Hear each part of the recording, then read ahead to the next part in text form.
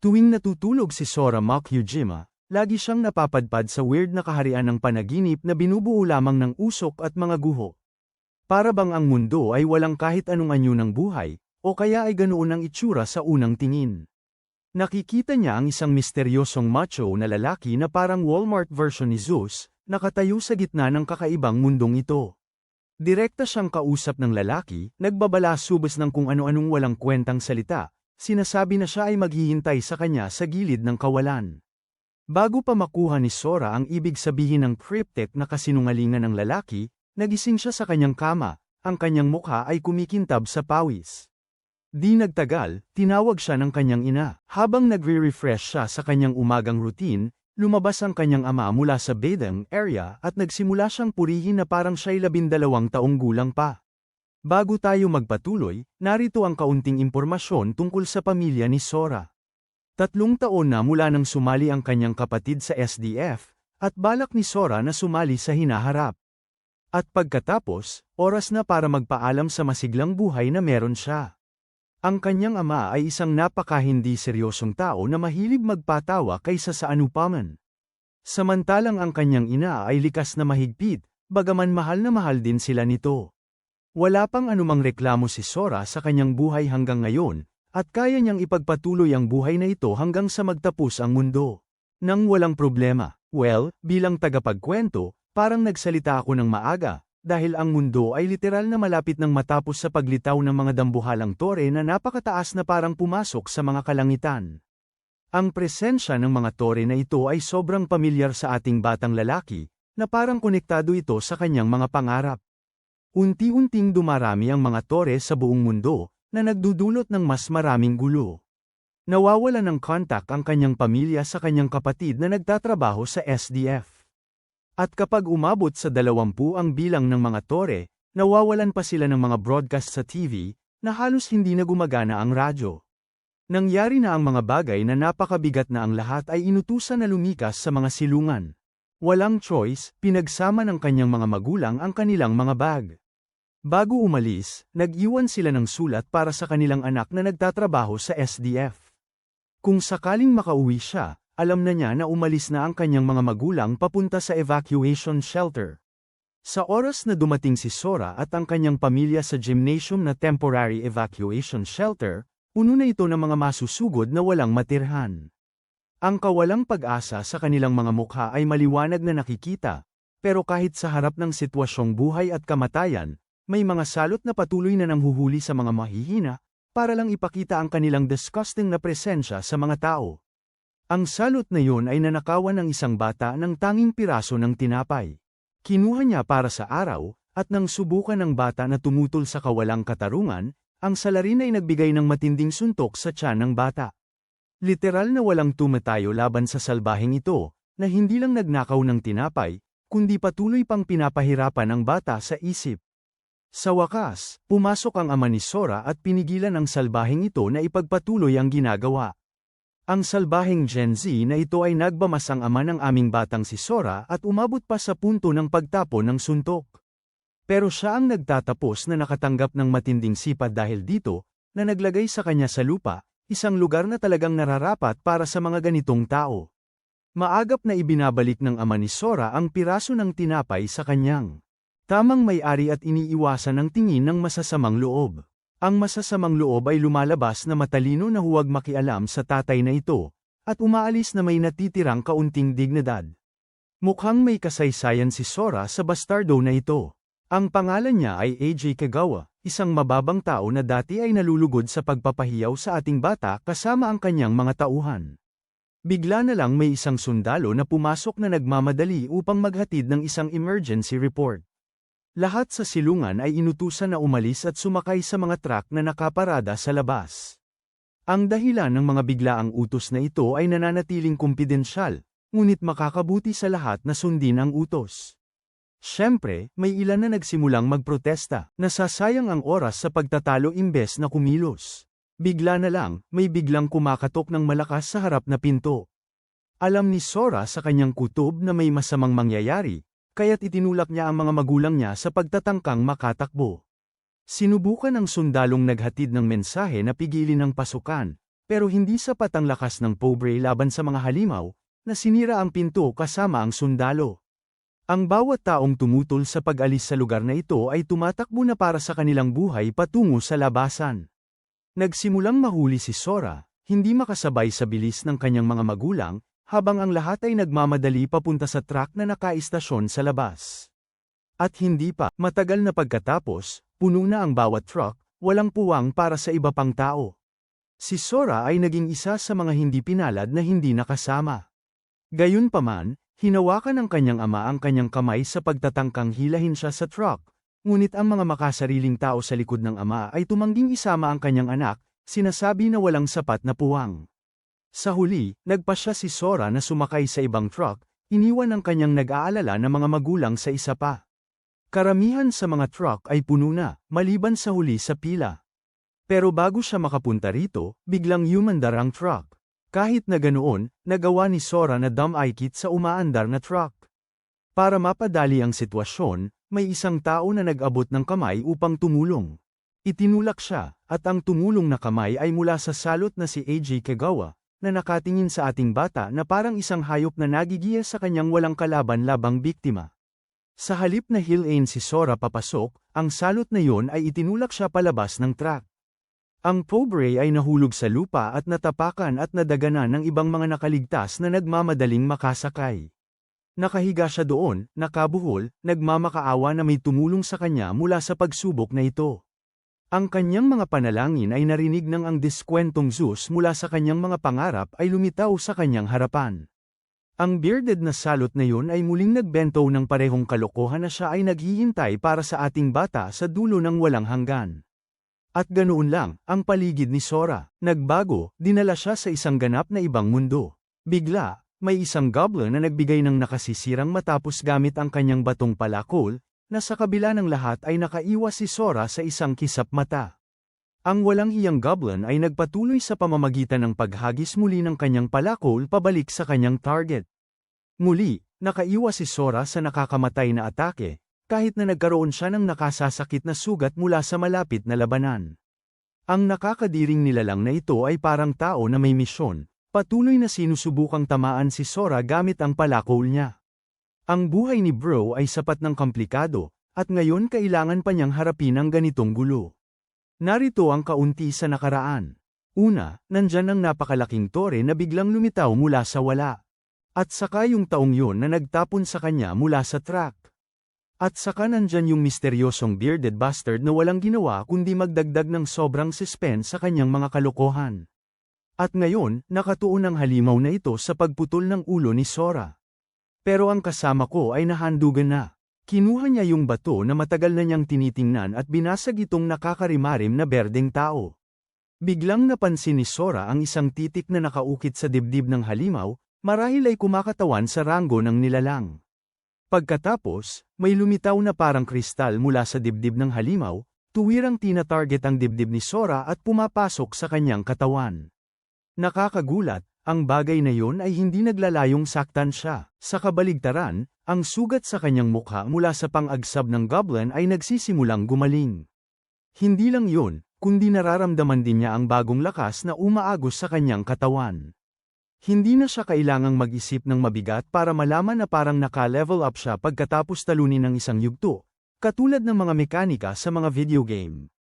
Kinuha niya ang pang-agsab ng goblin at nagpa siya munang suriin ang lugar upang maiwasan ang anumang ambush mula sa mga tusong maliit na halimaw na ito. Makalipas ang ilang sandali, ngunit wala talagang nahanap si Sora kahit matapos ang isang buong round. Wala talagang anuman. Ang lugar na kanyang pinuntahan ay isang lumulutang na isla na may sirang estruktura ng gusali. May mga hagdang-hagdang naroroon, papunta sa ibaba, dahil wala na siyang ibang daan na madaanan. Unti-unti na siyang bumababa sa mga nakamamatay na hagdang bato. Isang maling hakbang at mabilis siyang babagsak. Karaniwan, ang ganitong terreno ay pangunahing teritoryo ng mga halimaw at mabubuhay ka uli kung mahulog ka dito. Gayunpaman, hindi susubukan ni Bro ang teoryang ito sa pamamagitan ng literal na pagtalon. Baka magtapos ang kanyang laro ng totohanan. Sa wakas, pinangarap niya ang makatawid sa nakakatakot na hagdang bato at natagpuan ang isang pasukan na humahantong sa kailaliman ng lumulutang na pwesto. Dahan-dahan si Sora sa bawat hakbang. Pagdating niya sa sentrong bahagi, nakita niya ang isang libingan, at ang buong lugar ay naaaninag ng ilaw mula sa isang sulok. Nakakagulat, literal na nauunawaan niya ang kasulatan na nakasulat sa lapida, kahit na ang wikang ito ay ganap na banyaga sa kanya. Ayon sa impormasyong nakasulat, inutusan si Sora na mangolekta ng mga pyesa, at tanging sa gayon siya makakakuha ng karapatang umalis sa kalaliman. Nagdulot ito ng ngiti sa kanyang mukha sa ilang kadahilanan. Ang katotohanan na ang halimaw na kakakat niya ay sobrang hina ay nangangahulugang hindi magiging mahirap ang pagdaos sa kalalimang ito. Kaya't ilang panahon na lamang bago siya makaalis sa lugar na ito ng tuluyan. Sa wakas ay binuksan niya ang mga pinto na patungo sa ikalawang yugto ng twisted na larong ito. Ang unang layer ng kalaliman ay isang lugar na 900 square meters, kaya't ang numerong inukit sa katawan ng halimaw na yun ay isa. Matapos talunin ang pangalawang layer, natutunan niyang ang lugar na ito ay nasa 1,800 square meters, at isa sa mga monster ay may nakaukit na dalawa sa katawan nito. Sa parehong paraan, ang ikatlong layer ay doble ang laki ng nakaraang layer, at tanging isang monster sa apat ang may nakatatak na apat sa kanilang katawan. Ang mahalagang tandaan dito ay ang mga piraso ay maaaring makuha lamang mula sa mga monster na may mga numero. Maliban kung makuha mo ang piraso, walang paraan upang umusad sa susunod na layer. Bukod dito, hindi na kailangang banggitin na habang papalayo ka sa mga layer, mas lumalakas ang mga monster. Dahil ang sukat ng lupa ng bawat layer ay damadami sa bawat antas, ang paghahanap sa susi ay nagiging mas mahirap at mas mahirap. Hindi pa kasama dito, ang bilang ng mga halimaw ay patuloy na dumarami, at ang hirap na mode ng survival na ito ay lalo pang nagpapalakas sa kanya. Matagal nang nag-uumapaw ng mga antas si Bro na talagang nagmukha na siyang walang trabaho. Maging ang iba't ibang uri ng mga halimaw ay nagsimula ng dumami habang patuloy siyang umaakyat sa mga antas. At sa ika-12 palapag, nakatagpo siya ng mga halimaw na umatake sa kanlungan na araw na yon. Sa lahat ng lakas na nakuha niya sa kanyang paglalakbay patungong ika-12 palapag, ang mga reklamador na ito ay hindi tumugma sa kanyang ganap na lakas at natapos ito sa loob ng ilang segundo. Pagkatapos ng ika-13 palapag, ang napakaraming halimaw na hinarap niya ay nagsimula ng makaramdam. Parang isang ganap na hamon. Pero nagpatuloy si Bro sa lahat ng bagay sa kanyang paraan, na parang ang mga halimaw na ito ay wala kundi mga itinatapong sako ng buhangin. Pagdating niya sa ika-13 palapag, umabot na sa 500 milyon ang bilang ng mga halimaw. Kaya ang paghahanap sa mga susi ay parang paghahanap ng karayom sa dayami. Ang ilan sa mga halimaw na may susi ay pinoprotektahan ng mga grupo ng halimaw, habang ang iba ay nagtago sa maliliit na yungib. Ang pinaka-nakakainis sa kanyang mga pagsisikap ay ang dami ng oras na kailangan para patayin ang bawat isa sa kanila. Pero kahit ano paman, nagpatuloy si Bro. Sa wakas, nakarating siya sa ika-42 layer ng kalaliman. Ang bilang ng mga halimaw ay sobrang dami na kung kami ay mangangalap. Lahat ng mga halimaw mula sa bawat manwa sa pag-iral, hindi mo pa rin kayang aipantay ang dami ng mga halimaw na narito. Sa katunayan, mahigit 2 trilyong mga halimaw, at bawat halimaw ay hindi lang basta-basta. Kaya nilang mag-isa na labanan ang buong bayan. Pero pagkatapos makipaglaban sa lahat ng mga halimaw sa mga nakaraang palapag, talagang na-obsess si Bro sa pagpatay ng mga halimaw. Hindi na siya katulad ng dati. Nakipaglaban siya sa mahigit 2 trilyong mga halimaw sa loob ng maraming taon, sobrang dami ng taon na hindi na niya mabilang. Pero wala siyang ibang pagpipilian kundi puksain ang lahat ng 2 trilyong halimaw. Dahil doon lang siya makakahanap ng pirasong hinahanap niya. Sa wakas, nakatagpo siya ng isang halimaw na mas nakakabingi at mas malakas kaysa sa mga karaniwan. Nang makita ang malaking keso, ngumiti ang bata mula tainga hanggang tainga, na para bang malapit na siyang makuha ang piraso na pinagsisikapan niya. Mukhang matibay ang halimaw, pero pinulbos ito ni Sora na parang wala lang. Ang laki ng power ni Bro na parang nawala na ang kahulugan ng kapangyarihan, pero ang malungkot na bahagi ay hindi nandoon ang piraso sa halimaw. Ibig sabihin ay mayroon pa siyang mahabang daraanan bago niya ito makita. Bago tayo magpatuloy, balikan natin ang mga nangyayari sa ngayon sa totoong mundo. Sa ika-21 siglo, 20 tore ang biglang sumulpot sa iba't ibang panig ng mundo. Bago pa man napagtanto ng sangkatauhan kung ano ang nangyayari, umagos ang mga halimaw at halos pinatay ang lahat. Karamihan sa mga tao ay pinaslang agad, at tinawag itong araw ng paghuhukom. Isang maliit na grupo ng mga nakaligtas ang nagising at nakakuha ng access sa isang misteryosong sistema. Ang mga nagising ay binigyan ng napakalakas na kapangyarihan. Ito ang naging sanhi para sa muling pagsisimula ng sangkatauhan, na ang mga nagising ay bumuo ng mga grupong tinatawag na Hunter Guilds.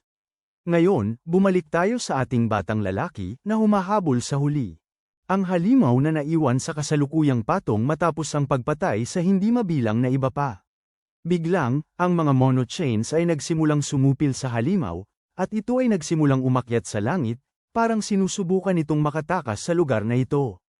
Isang hindi kilalang boses ang nagbabala sa aming batang lalaki na huwag hayaang makatakas ang halimaw na ito, dahil ang halimaw na ito ay tinatawag ng isang tao na gumamit ng isang advanced transfer scroll upang tumawag ng halimaw, at ang halimaw na ito ay napili. Ang payong ito ay nagbigay ng realization sa aming batang lalaki na ito ang kanyang tanging tiket upang makaligtas sa lugar na ito. Kaya bago makapagtakas ang halimaw, tumalon siya sa enchantment upang habulin ito. Isang grupo ng mga status window ang biglang pumalibot. Siya, bawat kumikislap na babala tungkol sa ang abyssal summoning na hindi makakapag-transfer ng higit sa 2 buhay na nilalang. Pero determinado ang ating tauhan na makaalis sa lugar na ito, at wala nang makakapigil sa kanya ngayon. Sa kabilang banda, sa labas ng S-City sa lupa, nakita natin ang isang dalaga na nagpapakaawa na tumatakbo para sa kanyang buhay, habang may humahabol sa kanya mula sa likuran. Ang pangalan niya ay Yusenazaki, isang level 19 na awakened. Mukhang siya ay isang mage class na awakened, batay sa kanyang hitsura. Habang tumatakbo siya sa magaspang na lupa na puno ng mga ligaw, nahulog ang kanyang paa sa ilang mga ugat, kaya siya ay nadapa. Mukhang talo na talaga siya, dahil sa mga thug na humahabol sa kanya na sa wakas ay nahuli na siya. Hinihiling nila na ibigay niya ang sa Advanced Transfer Scroll. Lalo na't ang isang level 19 rookie ay walang karapatang magkaroon ng level 60 scroll, na hindi kayang dalhin ng kanyang mahina katawan. Kailangan niya itong ibigay, o ang malaking tao ay hindi magdadalawang isip na patayin siya sa lugar. Ang malaking tao na ito ay si Choji Shido, isang level 35 swordsman, at ang babae sa tabi niya ay si Aika, isang level 34 druid. Sinasabi ni Aika sa kanyang mga kaibigan na huwag patayin ang kanilang biktima. Pinapaalala rin ni Yusenazaki na ang 2 manjinglay na nakikipaglaban ay mahigpit na ipinagbabawal. Pero ang mga bastards na ito ay tila hindi nagmamalasakit sa mga patakaran. Si Shosei Tashida, isang level 38 barbarian, ay handa na gawing sarili niyang mga patakaran kung hindi niya ibibigay ang scroll. Kung susunod siya, baka pahintulutan siyang mabuhay dahil sa awa. Dito nagpa siya ang babae na baligtarin ang sitwasyon sa pamamagitan ng pagbabanta sa kanila gamit ang scroll. Kung hindi sila umatras, hindi siya magdadalawang isip na gamitin ito. Si Aika, na kontra sa ideya ng pagpatay sa kanya, ay nagbago ng isip at inutusan si Choji na pigilin siya sa kahit anong paraan. Ang barbaro ay nag-full berserk mode, swinging ang kanyang blade tulad ng isang baliw. Pero biglang nawala ang babae bago makapaghiwa ang malaking espada sa kanya, iniligtas siya mula sa pagkawasak. Sa wakas, ginamit ni Yu ang pinilit na summoning scroll, ng labis na takot para sa mga sinungaling na ito. Alam mo, ang sapilitang pagtawag ay maaaring magdala ng isang advanced na halimaw na hindi mapapamahalaan. Sa totoo lang, nag-trigger lang ang babaeng ito ng suicide bomb gamit ang sarili niyang mga kamay. Habang siya ay mamamatay, dadalhin niya ang mga asong ulol na ito kasama niya. Mabilis na tumakbo ang mga bastardo papunta sa kanya, umaasang makikialam sa huling sandali. Pero huli na ang lahat. Isang kidlat ang bumagsak mula sa langit at tumawag ng halimaw. Aba, pamilyar ang halimaw na ito. Ito ang parehas na hinahabol ng ating bida. Dahil ito ay isang level 3 na mutated na lobo lang, nagsimula ng tumawa ang mga lalaki dahil hindi ito ang klaseng pagkawasak na inaasahan nila. Pero mukhang malapit nang makuha ng mga tanga na ito ang pinakamalaking realidad sa buhay nila. Ang halimaw na pinagtatawanan nila ay agad na no-aged ng aming kaibigan, dahilan para lahat ay matakot ng husto. Akala nila ang gigachad na ito ay isang uhaw sa dugo na halimaw. Kahit ang babaeng may scroll ay walang ideya kung ano ang pinakawalan niya. Samantalang ang aming tao ay labis na natuwa na makawala. Ang saya ay sumakop sa kanya, at siya lang ang tumatawa na parang may sira ang ulo habang ang lahat ay natatakot. Ang tindi ng kanyang tawanan ay napakalakas na hindi makagalaw ang mga gun. Ang presensya niya ay para bang isang tsunami na handang lamunin sila.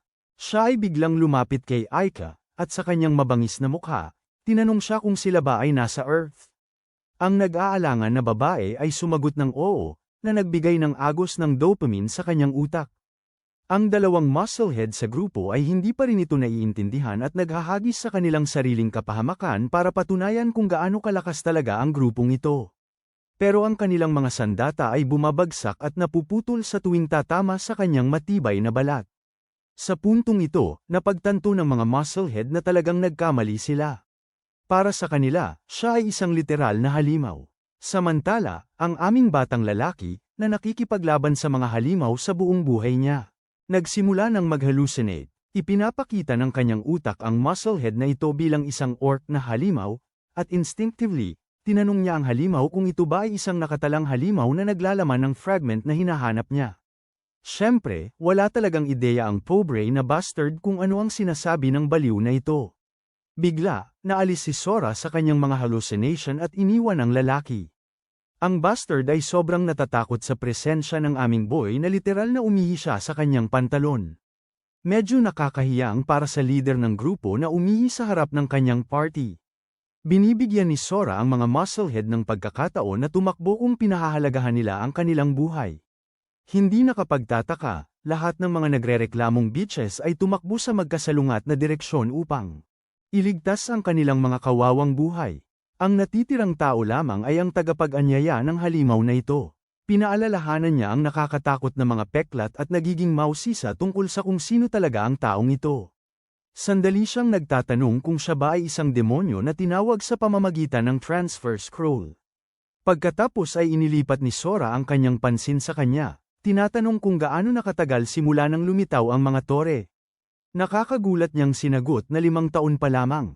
Pagkatapos ay nagtanong siya ng maraming bagay, at nagsimula siyang alista ang lahat ng detalye ng mga nangyari dito hanggang ngayon. Alam mo, nagising ang sistema sa mga tao, at ang panlabas na mundo ay sobrang nagbago sa loob ng 5 taon na iyon. Nakatagpo siya sa isang kalaliman. Ang SCT ay kakakapasa lamang ng ikapitong malaking pagsalakay ng mga demonyo, at bahagya na siyang nak-escape. Ang pagbanggit sa SCT ay nagbigay diin ng ilang alaala kay Sora, dahil iyon ang kanyang bayan. Itinatanong niya sa kanya ang tungkol sa Imei City, at ipinahayag niya na ang lungsod ay nasa guho na, kahit umaasa siyang ang mga mangangaso na pumunta roon ay makakapagbigay buhay muli sa lungsod mula sa madilim na panahon nito. Tinanong niya siya para sa direksyon kung paano makapunta sa SCT mula sa kanilang kasalukuyang lokasyon. Itinuro niya sa isang tiyak na direksyon, at biglang nawala si Sora, iniiwan siyang maglakad sa sarili niyang landas. Ang pagkikitang ito sa misteryosong lalaki ay hindi pangkaraniwan, kaya nagpasya siyang i-report ito sa kanyang mga nakatataas, partikular sa kanyang Lady Oni-sama. Huwag nating kalimutan ang mga reklamador na mga babae na halos hindi nakakasave ng kanilang buhay, pero mukhang nasa isang masamang kapalaran sila. Isang hindi kilalang entidad ang lumitaw sa harapan nila, humaharang sa kanilang daraanan. Ang misteryosong figura ay nakakaramdam ng presensya ng aming batang lalaki sa grupo, kaya binigyan niya sila ng eksaktong 3 segundo upang ailahad ang lahat ng detalye na alam nila tungkol kay Sora. Siyempre, hindi sapat ang 3 segundo para i-proseso ang lahat ng kabaliwan na nangyayari, kaya wala sa kanila ang nakapagsabi ng kahit ano. Pagkatapos ng oras, pinatay ng misteryosong entidad ang lahat sa lugar, tulad ng ipinangako nito. Lumipat tayo sa guild ng frontline ng Tore, Tiger's Roar Headquarters. Doon, isang sekretarya ang nagbigay ng masamang balita tungkol sa kung paano ang mga 4 na lalaki ay tila nakatagpo ng kanilang wakas, na ang kanilang mga signal ay tuluyang nawala. Ibig sabihin, wala silang kaalaman kung saan pumunta si Yusenazaki kasama ang transfer scroll. Hindi natuwa ang boss sa mga balitang hindi kayo ng kanyang mga ambisyon. Naiirita siya na ang mga mataas na pinalakas na gorilla ay hindi nakapagpasuko sa isang baguhing babae. Malungkot na isinisiwalat ng sekretarya na ang mga signal ng grupo ay biglang nawala, na tanging nangangahulugang sila ay nawasak sa isang sapantaha. Ang galit na lalaking ito ay si Rich Mackay, isang level 118 Storm Priest. Inutusan niya siyang imbestigahan ang taong nasa likod ng pagkawasak ng partido. At kahit ano paman, gusto niyang dakpin si Yusenazaki at ipakita nito ang bawat detalye tungkol sa misteryosong tao na pumatay sa kanyang mga kalalakihan. Talagang hindi nito tinatanggap ang sinumang humahawak sa kanyang mga tao, kahit na ang kanyang mga tao ay mga bobo. Doon niya nasalayan ang aming batang lalaki sa bintana ng gusali, na tumalon sa harap niya. Ang nakasisindak na presensya at pakiramdam ng kaaway ay talagang hindi kapani-paniwala. Gusto niyang malaman kung sino talaga ang taong ito. Ang mas nakakagulat pa ay ang hindi kilalang taong ito ay diretsyong pumapasok sa lugar na bumagsak na. Kinuha rin niya ang talaan ng tore sa C-City, na natulog sa loob ng 5 taon. Sa wakas ay kumikilos na. Alam niyang sigurado na magiging totoo ang mga bagay, at ang kanyang kutob ay hindi kailanman tumalikod sa kanya. Nag-cut tayo sa SCT Fallen Zone, kung saan makikita si Sora na tinitingnan ang Desolado, punong-puno ng halimaw na lungsod na dati niyang tinawag na tahanan. Sa huling 5 taon, habang siya ay naipit sa kailaliman, ang lugar na ito ay naging literal na impyerno. Ang mga masakit na 5 taon ay nagbago sa kanya mula sa isang mahinang nilalang patungo sa pinakamalakas na tao na pwedeng maging. Ang kanyang mga pandama ay nalamigan, at ang kanyang pakiramdam sa oras ay ganap na nawawala, na nagdulot sa kanya upang maging isang halimaw mismo. Ngunit ang tanging bagay na nagpapanatili ng kaunting katinoan ay ang kanyang pamilya. Ang mga halimaw na dati niyang kinakatakutan ngayon ay maliit na bagay na lang sa kanya. Sabik na sabik siyang makilala ang kanyang mga magulang at ang tanging kapatid na natitira sa kanya. Nang tignan ang kalagayan ng SCT, ito ay dating puok na puno ng buhay, ngunit ngayon ay naging wasak na lupa dahil sa mapanirang galit ng mga halimaw. Ni isang gusali ay hindi na nagpapanatili ng orihinal nitong anyo, habang ipinaaabot ni Sora ang kanyang pagkalito na wala namang mga halimaw na pumapatay sa mga tao. Para bang tuluyan ang umalis ang mga tao sa lugar na ito. Ang makapangyarihang mandirigma ay nag-aalinlangan na buksan ang kanyang pinto, at naging sobrang lakas na literal na sumabog ang pinto sa kanyang kamay. Nang pumasok, ang dati niyang minamahal na tahanan ay wala nang. Ito ay, naghinala si Sora na magiging walang tao ang lugar pero gusto pa ring pumunta. Ito na ang tanging lugar na naglalaman ng lahat ng kanyang kaligayahan pagkatapos ng lahat. Bigla siyang napatingin sa isang piraso ng papel na nakausli sa mesa. Ang mensahe ay tungkol kay Sora, at ito ay talagang galing sa kanyang mga magulang, na naniniwala na ang kanilang anak ay buhay kahit na 5 taon na ang nakalipas mula nang siya ay nawala. Sa huli, inaantay nilang makabalik siya, tumatangging maniwala na siya ay patay. Winawasak nito ang determinasyon ni Sora, lalo na nang nirearrange ng kanyang mga magulang ang kanyang mga paboritong damit at ipinagpatuloy ang lahat ng kanyang mga paboritong bagay sa eksaktong paraan kung paano niya ito gusto. Nag-iwan pa sila sa kanya ng mapa patungo sa parehong ligtas na kanlungan na iniiwan nila para sa kanya. Ang kanyang mga magulang, nagmamakaawa na dumaan siya at hanapin sila matapos basahin ang tala, dahil ayaw nilang maniwala na patay na siya. Hawak ang litrato ng kanyang nagkapira-pirasong pamilya, si Sora ay bumagsak hindi tulad ng kanyang matatag na sarili. Kinuha niya ang isang talam at nagpa siya na magpagupit ng buhok, nagtatanong sa kanyang kakayahang tapusin ang apokalipsis ng mag-isa, na may pagdududa kung sapat na yun upang maibalik ang mga bagay sa dati. Sa totoo lang, ang guy na ito ay para bang carbon copy ni Sung Jin-woo na may buhok na kaneki. Sigurado akong hindi mo inaasahan ang crossover na yun, at ako rin. Ang susunod na destinasyon niya ay Shelter 6, dahil nais ni Sora na magtipon muli kasama ang kanyang mga magulang gamit ang mapa na kanilang naiwan. Sa kasamaang palad, mayroon siyang magulong ruta sa harap dahil sa mga nahulog na gusali. Imbes na maghanap ng ibang ruta, iniisip ng matigas na lalaking ito na mas madali ang wasakin ng lahat sa kanyang daan. At ganoon nga ang ginawa niya, umuukit ng daan at winawasak ang isang aerial na halimaw sa isang atake. Ang mas nakakatawa pa ay lumilipad siya mula sa isang lugar patungo sa isa pa, naglalabas ng kaguluhan sa paligid. Maging ang mga nakaligtas malapit ay nagtataka kung anong nangyayari, hanggang makita nila ang isang tao na lumilipad ng mabilis dito. Ang pinakakatawang bahagi ng pangyayaring ito ay isa sa kanila ang talagang nakuhanan ng litrato ang ating lalaki sa 4K. Hindi sila makapaniwala na ito ay isang Aktwal na tao na tumatakbo ng mabilis mula sa isang gusali patungo sa isa pa. Habang ginagawa niya yon, sa ilalim, may isang babae na inaabuso ng grupo ng mga mapanirang tao. Ang mga lalaking ito ay hindi pa nakakita ng babae sa kanilang mababang pagkatao, kaya't ang simpleng tanaw sa isa ay nagiging sanhi ng kanilang pagkakray. Sa pamamagitan ng paraan, mukhang siya yung parehong lalaki na itinapon ng ating kaibigan mula sa truck 5 taon na ang nakalipas. Talagang dumarating siya sa kanya na may nakakadiring komento at sinisimulang titigan ang kanyang katawan. Pero si Sora ay pumasok na may nakamamatay na tingin, tinatawag silang isang grupo ng basura. Talagang nagditor siya mula sa pagdapo sa kanyang mga magulang para lang saktan sila.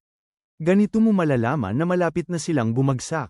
Sige lang, sinusubukan nilang gamitin ang jumping curse technique mula sa Jujutsu Kaisen. Pero ang lalaking ito ay si Sukuna sa paraan ng pagbibigay niya ng slap sa lahat. At seryoso ako dito, ipinagtatanggol ni Sora ang isang atake ng ibang lalaki at tinamaan siya sa mukha gamit ang tuhod. At ang pinaka nakakagulat sa akin ay kung paano hindi basta nabasag ang ulo ng lalaking ito. Malamang ay gumagamit siya ng 1% ng kanyang kapangyarihan dito. Gayunpaman, sinusubukan ng leader ng mga nagpapababa ng dangal na gamitin ang, wow, galing ako sa makapangyarihang guild card, na hindi magwo-work laban sa isang pangunahing tauhan na kapantay ang angas ni Shadow the Hedgehog. Para gawing mas maganda, pinapaalalahanan ng aming batang lalaki si Kagawa na ang bastardo na siya ay bumuhi mula sa pagkamatay matapos ang kanyang munting pagsisikap na patayin siya. Tulad ng inaasahan mo, ang ekspresyon ng mukha ni Kagawa ay parang nakita niya ang isang multo. Siyempre, tulad ng takot na tao siya, ang pinakamabuti niyang magagawa dito ay humingi ng awa. Tumawa ang ating bata bago niya hawakan ang leeg ng tanga. Binibigyang diin ni Sora na pinagdaraanan niya ang totoong impyerno para lamang maibalik ang pabor sa taong may kagagawan ng kanyang pagkamatay. Maaaring magpatawad at maglimot si Jesus, pero hindi gagawin ng lalaking ito ang alinman sa mga iyon habang pinipiga ang lalamunan ni Kagawa, na nagmumuni-muni na wawasakin niya ang kanyang dignidad at buhay. Sa likod niya ang tinig ng libu-libong halimaw na kanyang pinatay, lahat sila'y sumasamba sa kanya bilang pinakamalakas na nilalang at naghihikbi sa kanya na pumatay. Tungkol kay Kagawa, ay dahil ang taong ito ay may nakakaabang na kapalit mula sa lahat ng anggulo. Hindi lang siya nagtaksil o nanakit kay Sora ng isang beses, hindi. Ito ay isang patuloy na masakit na pamumuhay na kinailangan ni Sora na pagdaanan. Ang kahihiyan at ang pakiramdam ng kawalang magawa ay sariwa pa sa kanyang alaala. Kaya ngayon, habang pinipiga niya ang buhay mula sa taong ito, naniwala si Sora na panahon na para ibalik ang lahat, na may kaunting dagdag na interes. Siyempre, si Kagawa ay malakas manguto tungkol sa kung gaano kasaya ang maranasan ang mangbuli ng isang tulad ni Sora na mahina. Pero bigla, isang bahagi ng pagkatao ang umusbong sa ibabaw ng mandirigma habang pinapayagan niyang makawala ang salarin. Pinipilit si Kagawa na pahalagahan ang bawat hininga niya. Hindi ito talaga isang pagbabago ng puso, ngunit sa halip ay isang desisyon na hindi maging isang tao na pinapahalagahan niya ang pinakamababa. Dahil sa ganoon, wala silang magiging pagkakaiba. Sa parehong pagkakataon, naaalala ang ginawa ni Kagawa sa babae, naniniwala si Sora na ang pagkaabala na ito ay patuloy lamang na makakasakit sa iba sa apokaliptikong tanawin. Kaya't sinabi niya sa maliit na bully na hindi niya papatayin si Kagawa, ngunit sa parehong oras, napakabodong hayaan siyang makawala ng walang anumang konsekwensya. Binibigay ng ating batang lalaki ang impyernong buhay sa paaralan na kinailangan niyang tiisin lahat dahil sa pagkakaroon ng isang tao. Sa tingin niya ay makatarungan lamang na si Kagawa ay makakakuha ng ilang suntok mula sa kanya para sa pang-aabuso sa mga mahihina at sinusubukan pang kunin ang kanyang buhay. Kaya sa karaniwang estilo ni Song Jin-woo, binigyan niya siya ng ultimatum na tiisin ang 4 na simpleng atake mula sa kanya. At kung magagawa niya yon, makakaalis siya ng walang kapalit. Siyempre, kahit si Kagawa ay naniniwala na absurd ang ideyang yon dahil ang utak niya ay mababasag mula sa unang suntok pa lang. Hinahatak siya sa kwelyo, makikita natin ang magandang kuha ni Sora na hinihila ang kanyang braso pabalik para sa isang suntok, pinipigilan ng halos lahat ng kanyang lakas. Sinasalpak niya ang kanyang mukha gamit ang isang hook sa lupa. Pero hindi pa tapos ang laban dahil isang brutal na suntok ang mabilis na sumunod sa unang suntok. Pero ang pagkasatisfy ng ating bida para sa paghihiganti ay hindi pa natatapos dahil umuusad siya para sa ikatlong suntok. Basically aso na naglalakad sa kanyang maliit na biktima dito. Habang si Sora ay nakatayo na parang Diyos sa kahabag-habag na estado ni Kagawa, siya ay nananawagan na patayin na siya sa dami ng sakit na kanyang naranasan. Tumugon si Sora sa isang sipa sa kanyang mukha, pinabagsak siya sa lupa at ginulo ang kanyang katawan. Ang wakas ng labanan na ito ay brutal para kay Kagawa. Hindi lamang niya nabasag ang lahat ng kanyang mga kamay at paa, kundi ganap na nawala rin ang kanyang paningin. Tungkol naman sa kanyang mga alagad, mahigpit na inutusan ni Sora ang mga ito na dalhin si Kagawa sa agarang medikal na atensyon at huwag nang muling lumitaw sa kanyang harapan. Nang sabihin ang mga salitang iyon, siya ay tumalon palayo, matapos ayusin ang kanyang maliit na pagliko. Panahon na para sa kanya, mag-focus sa pagdating sa kanyang pangunahing patutunguhan sa silungan. Ang tanawin ay lumilipat sa buffer zone ng S-City, kung saan isang grupo ng mga sundalo ang nagsisisi na hindi sila naitalaga sa tungkulin sa pader. Bakit? Kasi mas nakakatakot at mas delikado ang kanilang kasalukuyang tungkulin sa paglaban sa mga halimaw kaysa sa simpleng duty ng pagbabantay.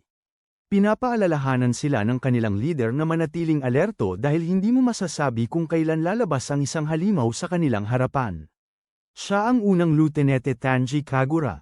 Isa sa kanyang mga nasasakupan ay ang pribadong si Shoki Matsura, na tumutol sa pamamagitan ng pagsasabi na bihirang lumitaw ang mga halimaw sa buffer zone, kaya wala silang dapat ikabahala.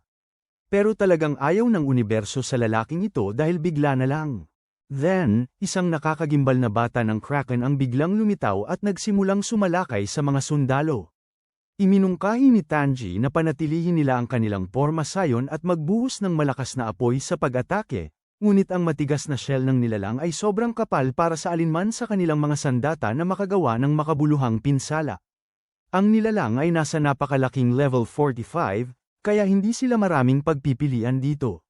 Bilang paghihiganti sa sarili nitong atake, inihahanda ng halimaw na patayin silang lahat. Takot, iminungkahi ng Byamananto na magkalat ang kanyang mga sundalo upang maiwasan ang atake. Ngunit ang halimaw ay sobrang bilis na agad nitong nahati ang isa sa mga sundalo, na nagdulot ng galit sa isa pang sundalo at nagbuhos ng mga bala. Habang abala silang nagpapaputok sa halimaw, isa sa kanila ang may dalang kahon at tumatakbo patungo sa nilalang, umaasang maikliin ang distansya gamit ang pants distraction. Nang malapit na silang makipag-ugnayan sa kakaibang hugis ng mata ng halimaw, namangha ang mga sundalo nang ang anak ng Kraken ay tumigil sa pag-atake sa kanila. Ang nilalang ay tila nalilito, isang reaksyon na lumalarawan din sa mga sundalo. Pinaghihinalaan ng lieutenant na ito ay natatakot sa papalapit na banta na mas nakakatakot, kaya't ang anak ng Kraken ay kumikilos sa hindi pangkaraniwang paraan, pinoprotektahan ang sarili at umuurong, na ikinagulat ng mga sundalo. Ngunit ginamit ito bilang pagkakataon upang samantalahin ang sitwasyon, inilabas nila ang kahon na puno ng mga eksplosibo malapit sa mukha ng nilalang, na nagresulta sa isang napakalaking pagsabog na ang katawan ng halimaw ay nasusunog.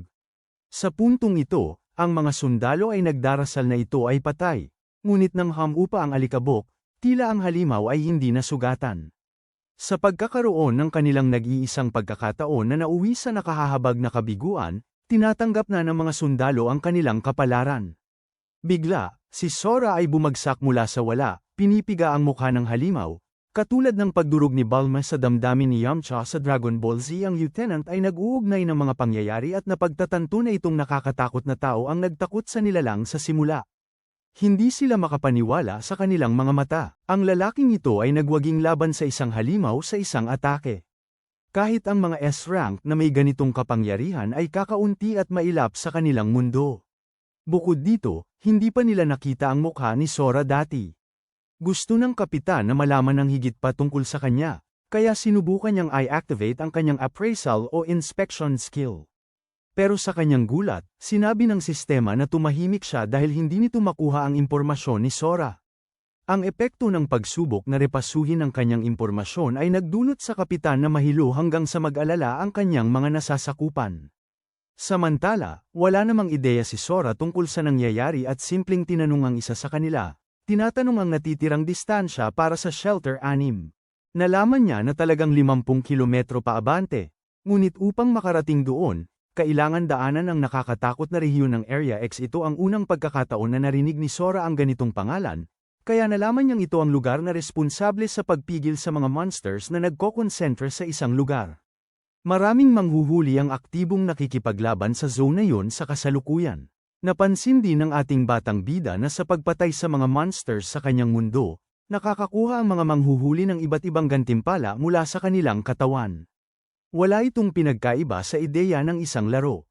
Upang sukatin ang kasalukuyang sistema ng pagtukoy ng lakas, tinanong niya ang sundalo kung gaano kalakas ang monster na Child of Kraken ayon sa ranggo. Sinabi ng sundalo sa kanya na ito ay isang kalaban na nasa level 45, kaya hindi ito madaling talunin. Pero medyo nadidismaya si Sora, na hindi makapaniwala na isang mababang level ay nakakapagbigay sa kanila ng ganitong problema. Kaya't nagtataka siya tungkol sa bilang ng mga halimaw na katulad ng level na yun sa Area X. Tumugon ang sundalo na puno ng panghihinayang sa pamamagitan ng pagsisiwalat na ang bilang ay mahigit sa 100, dahil kung nasa libu-libo sila, tapos na ang sangkatauhan ngayon. Narinig na ni Sora ang lahat ng nais niyang malaman, kaya oras na para umalis. Kasama ang kanyang tapang para sa isang huling kahilingan, nais ng sundalo na pumunta siya sa Area X sa lalong madaling panahon. Kailangan nila ng lahat ng tulong na maaari nilang makuha, at isang manghuhuli. Kasing lakas niya ay makakatulong na maiwasan ang maraming kasamaan. Siyempre, hindi naman maiiwasan ng ating batang lalaki ang Area X kahit papaano, dahil ang pinakamaikling daan patungong Shelter 6 na ay saklaw na ito. Kaya pumayag siya sa kahilingan at sinabi na wawasakin din niya ang anumang mga halimaw na magkakaroon ng hindi magandang pagkakataon na harapin siya. Sa pagbibigay ng bagong pananaw sa kampo ng militar sa likod ng linya, makikita nating gising na ang lieutenant pagkatapos ng labanan. At hindi ito gaya ng mga karaniwang kwento na nawala ng malay ng 3 araw. Ang taong ito ay nawala lamang sa loob ng 10 minuto, at sa kabutihang palad ay nakuha nila ang mga potion ng pagbawi mula sa halimaw. Tungkol naman sa lalaki na naligtas ang kanilang grupo, nalaman ng tenyente na pumunta si Sora sa Hilaga, na nagdulot sa kanya na tanggapin ang sitwasyon sa simula, hanggang sa napagtanto niya ang kabaliwan ng narinig niya. Ipinaliwanag ng kanyang nasasakupan na ang misteryosong tao ay nagbalak na bisitahin ang Shelter 6, na nangangahulugang kinakailangan niyang dumaan sa Area X para makapunta sa nais na lokasyon. Pero ang nakakagulat na bahagi ay kung paano parang wala talagang pakialam si Sora. Basta't nagpatuloy siya ng walang takot o pag-aalinlangan. Dahil iba ang pagkakagawa kay bro, kaya ganun. Gayunpaman, nakikita ng tenyente na ang sitwasyong ito ay labis na mahalaga at iniutos niyang makipag-ugnayan sa command center. Sa isip niya, iniisip ng tenyente na 10 minuto pa lang ang nakalipas. Maaaring hindi ito gaanong masama. Ang mensahe sa command center ay agad na ipinasa, pero hindi maintindihan ng kanyang nasasakupan kung bakit silang minamadali. Sa puntong ito, ipinaliwanag ng lieutenant na ang operasyon na ito ay may ibang kalikasan kumpara sa mga nakaraan. Ito ay tungkol sa lihim na impormasyon, kaya't natural lang na hindi nila alam. Ang tungkol sa Area X ay hindi ito ang rehiyon kung saan sila dapat huminto ng mga halimaw. Sa halip, ito ay isang purong zona ng pambobomba. Ang eksena ay lumilipat sa sentrong command center, kung saan isang operator ang nag-ulat na tumanggap sila ng emergency call. Ang Central Commander, tinanggap ni Renji Kumagaya ang tawag at inilagay sila ng operator sa linya. Ang tawag ay mula kay Lieutenant Kejira, na may mahalagang ulat na ipapaabot, na nagsasaad ng isang misteryosong manghuhuli na papunta sa lugar ng pagsabog na hindi niya alam. Hindi maganda ang pagtanggap sa ulat dahil ang punong commander ay ibinuhos lang ang sisi sa mga balikat ng lieutenant para sa kanyang pagkakamali. Pero nilinaw ni Kejira na nagsagawa siya ng pang-emergency na pagbabalita upang ipaalam sa misteryosong manghuhuli. May dahilan siya upang maniwala na ang manghuhuli na ito ay napakalakas, kaya nais nilang matiyak ang kanyang kaligtasan. Nakilala ng commander na ang misteryosong manghuhuli ay malakas, ngunit ito ay walang batayan na pahayag, kaya tinanong niya ang antas ng lalaki. Sa kasamaang palad, kahit ang tenyente ay hindi makasagot dyan dahil hindi niya naiinspeksyon ang kanyang profile. Ito ay nag-uudyok sa komandante na isipin na ang tenyente ay may mga walang katuturang pahayag sa pagpayag sa isang mangangaso na may hindi kilalang antas na pumasok sa zona ng pagbobomba.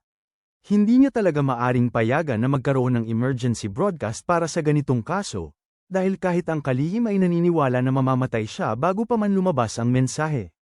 Ang komandante Potato dito ay tumatawa sa mukha ng tenyente dahil sa kanyang nakakatawang mga hinihingi. Sa parehong oras, inaalok niya ang kanyang atensyon sa kanyang kasamahan at ipinaabot na ang kanyang mga nasasakupan ay kumikilos ng medyo problematiko, hanggang sa punto na si Fatso nandito ay nais magulat sa mga nakatataas tungkol sa kasalukuyang estado ng operasyon na nahinto ng kanyang kasamahan. Ang babaeng namumuno ay talagang si Miton Osaki ng Western Command, at siya ay nagulat na handa si Commander Potato na pabagsakin ang kanyang sariling grupo para lang ilubog ang kanyang barko. Wala siyang iba kundi isang payaso. Habang siya ay nag-iisip kung paano hindi kailanman susubok si Kejira na humingi ng suporta mula sa isang estranghero maliban kung talagang pinagkakatiwalaan niya ang kanyang kutob, ito ay nagpapaisip sa kanya kung gaano nga ba kalakas ang misteryosong manghuhuli. Ang tenyente ay nawawalan na ng pag-asa at naghihintay ng tugon habang ang kanlurang komandante ay sa wakas ay gumagawa ng kanyang desisyon, at sa kapangyarihan ng kanyang dalawang malalaking personalidad, umaasa na hindi magugulo ni Kejira ang kanilang mga plano. Handa na siyang tuparin ang kahilingan, pero kung ito ay magiging hadlang, siguradong magiging impyerno para sa kanya. Talagang sinabi ni Ton Osaki lahat ito para makakuha ng suporta mula kay Major General Potato, na nagagalit pero sa huli ay humihingi ng dahilan para ipagpatuloy ito. Agad na binanggit ni Kejira na ang misteryosong manghuhuli ay nakapagpatumba ng 45 level na halimaw sa isang saksak. Ang revelation na ito ay talagang nakagugulat kay Ton Osaki, na nag-aakusa na ang misteryosong manghuhuli ay maaaring isang lihim na S-rank mula sa militar. Kasabay nito, hindi makapaniwala si Commander Potato dahil abala ang lahat ng S-rank, kaya't nagtanong sila tungkol sa antas ng lalaki at kung bakit hindi nagamit ni Kejira ang kanyang inspection skill upang malaman ito. Ipinaliwanag ng tenyente na sinubukan niyang gawin yun pero sa gulat ng lahat, hindi niya ma-access ang datos. At pagkatapos niyang gamitin ang skill, siya ang nakaranas ng epekto ng pagkawala ng kanyang kamalayan. Pero ito ay nagbigay lamang ng isang bagay kay Kumagaya, at yun ay ang antas ng misteryosong mangangaso ay lagpas sa 100. Ito ay nagdulot sa kanila ng kaba, at kahit na siya ay naaakit sa lakas ng lalaki, naniniwala si Kumagaya na hindi ito isang nakakahimok na dahilan para sa kanila na maglabas ng isang broadcast. Sumasang-ayon sa kanyang mga pahayag, ang komandanteng silanganin na si Nobuo Iwasa ay nagpapahayag ng pareho, naniniwala na magiging mapanganib kung gagawin yun. Pagkatapos ng lahat, libu-libong tropa ang naitalaga na sa isang kolektibong operasyon sa iba't ibang zone. Ang kanilang orihinal na layunin para sa zone ng pambobomba ay tapusin ang anumang mga nalalabing halimaw na nasugatan sa lugar. Gayunpaman, kung sila ay maglalabas ng isang pang-emergency na broadcast ngayon, ang mga nilalang ay sensitibong tutugon sa tunog at magsisimulang mag-charging sa isang natatanging lokasyon. Iyon ay tiyak na nangangahulugang katapusan ng lugar sa isang iglap, at mahigit 10,000 sundalo ang mawawalan ng kanilang nabubuhay sa isang iglap. Ang mga panganib para sa pagtulong sa isang buhay ay masyadong mataas kapalit ng libu-libong kanilang mga sundalo. Kahit na ang taong ito ay dapat na isang makapangyarihang S-rank, ang kanyang mga salita ay nag-iiwan sa lieutenant sa isang despondent na wakas, umaasa na si Ton Osaki ang sasaklolo. Pero pagkatapos ng ilang sandali ng pagninilay, binuksan niya ang kanyang bibig at lubos na tinanggihan ang kahilingan ng lieutenant, naniniwala na ito ay walang ingat na kumilos sa ganitong paraan. Ang desisyon ay naging pinal at agad na natapos ang tawag, na nagdagdag sa kawalang pag-asa ng lieutenant habang siya ay humahawak sa aparato ng may galit. Sinubukan niyang gawin ang lahat ng posible, ngunit sa kasamaang palad, hindi siya pinalad. Pero bigla, napansin ng kanyang nasasakupan ang mga susi, sa kanyang sintas at mabilis na kinuha ang mga ito.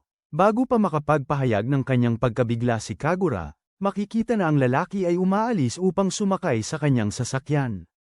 6 na minuto na lang ang natitira bago mangyari ang pagsabog, kaya iniisip niyang sapat na ang oras upang gumawa ng aksyon sa sitwasyon. Kahit na sa mga utos ni Kagura, patuloy pa rin si Shoki Matsuura sa kanyang pag-aalsa at ninakaw ang sasakyang militar para kumilos ng mag-isa. Maaaring humantong ito sa mga seryosong epekto para sa lalaki sa hinaharap. Ngunit ayaw ni Kagura na sayangin ang pagsisikap na habulin siya, naniniwala na bilang isang sundalo, nagdesisyon ang kanyang nasasakupan para sa kanyang sarili. Samantala, si Matsuura ay nagpapidal upang maabot ang misteryosong, mabilis na mangangaso. Ang tanging bagay na hindi alam ni Matsuura noon ay ang taong sinisikap niyang iligtas ay isang araw magiging pag-asa ng buong sangkatauhan.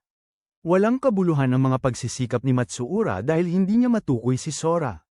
Ang simpleng katotohanan na hindi niya natukoy ang mga ngaso ay higit pang patunay na ang taong ito ay mas mabilis pa kaysa sa kanyang sasakyan. Nasa harapan na ang lugar X, kaya nagtataka siya kung ang panganib na paandarin ang kanyang mga speaker ay magandang ideya para makaakit ng atensyon. Sa kasamaang palad, kasama itong panganib na makuha ang mga halimaw. Ngunit determinado si Matsuura at handa na siya sa operasyong ito. Tinawag niyang kahihiyan ang militar, pero sa totoo lang, sa paraan ng pagkilos ng lalaking ito kamakailan, ito ay isang tunay na sundalo dito. Hawak ang mikropono na may pagdadalawang isip, sa wakas ay nagbigay siya ng isang buong babala upang ipaalam sa manghuhuli tungkol sa lugar ng pambombang at humiling ng agarang paglikas. Sa kasalukuyan, abala si Sora sa pagpatay sa mga halimaw, at talagang narinig niya ang babala, napagtanto na iyon ang dahilan kung bakit hindi siya nakakita ng mga manghuhuli. Ang mga halimaw ay basura kumpara, pero ang makaligtas sa isang nok ay hindi magiging madali. Kaya pinili niyang maging ligtas, at napagtanto ring hindi siya pwedeng pabayaan ang sundalo. Matapos ang lahat, naglagay si Matsuura ng panganib sa kanyang sariling buhay para sa iparating mo sa kanya ang mensahe. Sa kasamaang palad, ang mga halimaw ay target na ang kawawang lalaki sa kotse dahil sa tunog, kaya't nag-full pedal siya pabalik upang makaalis. Pero siya ay natatakot dahil alam niyang andyan pa ang manghuhuli at hindi pa umalis sa lugar ng pambobomba, hanggang sa biglang lumabas si Sora at humingi ng linaw tungkol sa mensahe. Sa kasamaang palad, tapos na ang oras habang ang mga bomba ay nagsisimulang mahulog na parang ulan mula sa langit, ginugunaw ang lugar ng pambobomba ng walang katapusang pagkawasak. Ang mga debris na lumilipad mula sa shockwave patungo sa kanila ay talagang nahinto ni Sora, na hindi man lang kailangang gumamit ng labis na lakas upang harangan. Tungkol sa matabang Major General, tumanggap siya ng buong kumpirmasyon sa matagumpay na pambobomba. Susunod, gusto niyang makakuha ng update sa kalagayan ng mga halimaw para sa karagdagang aksyon. Gamit ang intel mula sa drone, kinukumpirma nila na walang mga senyales ng buhay ng tao, pero tungkol sa mga halimaw. Sa isang nakakatakot na pagkakataon, nagtagumpay silang makaligtas sa pambobomba at hindi lang yun, lumabas silang walang sugat. Ito ay nakakapanghinayang na balita sa Major General at sa iba pang mga komandante. Humiling si Ton Osaki ng agarang update mula sa drone feed. Ang operator ay nagbukas ng mga footage at sila ay naiinis sa kanilang nadiskubre na ang mga nilalang ay talagang nakagawa ng depensibong kalasag upang protektahan ang kanilang sarili laban sa mga pagsabog. Ang higit pa ay ang hitsura ng isang lalaking may uban na para bang kopya ni Sora. Naputol ang footage nang sirain ng mga halimaw ang drone. Ang pinsan ni Godzilla dito ay ganap na nagdulot ng abala sa kanilang komunikasyon, na nagbigay ng tanong kay Ton Osaki kung ano ang nangyari. Nakaramdam siya ng biglaang kaalaman. Alam ng mga halimaw na sila ay minomonitor sa pamamagitan ng mga drone, na nangangahulugang alam din nila kung ano ang susunod. Tumawag si Yuasa, ang commander mula sa silangan, para sa agarang paglikas ng mga sundalo mula sa lugar ng garrison. Mahalaga para sa kanila na umatras ng sabay-sabay upang mapanatili ang mga pader, pero sa kanilang pagkabigla, nagpatuloy ang operator sa kanyang ulat, na nagsasaad na ang target ng halimaw ay hindi. Sabi nga ng mga pader, pero ibang bagay. Nais ni Ton Osaki na malaman kung ano, hanggang sa ipahayag ng operator na ang kanilang target ay Area B-22, ang parehong lugar kung saan naglaho ang misteryosong manghuhuli. Nakaramdam ng kagipitan, nagbigay si Ton Osaki ng agarang utos na ipadala ang kanilang mga drone sa parehong lokasyon para malaman kung ano na ang nangyari sa mga halimaw. Ang eksena ay lumipat sa pananaw ni Matsuura, na hindi makapaniwala na natapos ang pambobomba na buhay pa siya sa One Piece. Oo, bilang isang sapilitang ritual ng channel na ito, totoo ang One Piece. Masaya lang siyang nabubuhay, habang pinapaalalahanan siya ni Sora na maaga pa siyang nagsasal selebrasyon. Dahil buhay pa ang mga halimaw at malamang na targetin sila. Biglang sinagip ni Sora ang buhay ni Matsuura nang bumagsak ang isang drone sa kanilang daan. Laking gulat ng sundalo kung paano ito naparito at nagtataka kung ang mga halimaw ang may kagagawan sa pag-atake sa drone, na hindi pa naririnig noon.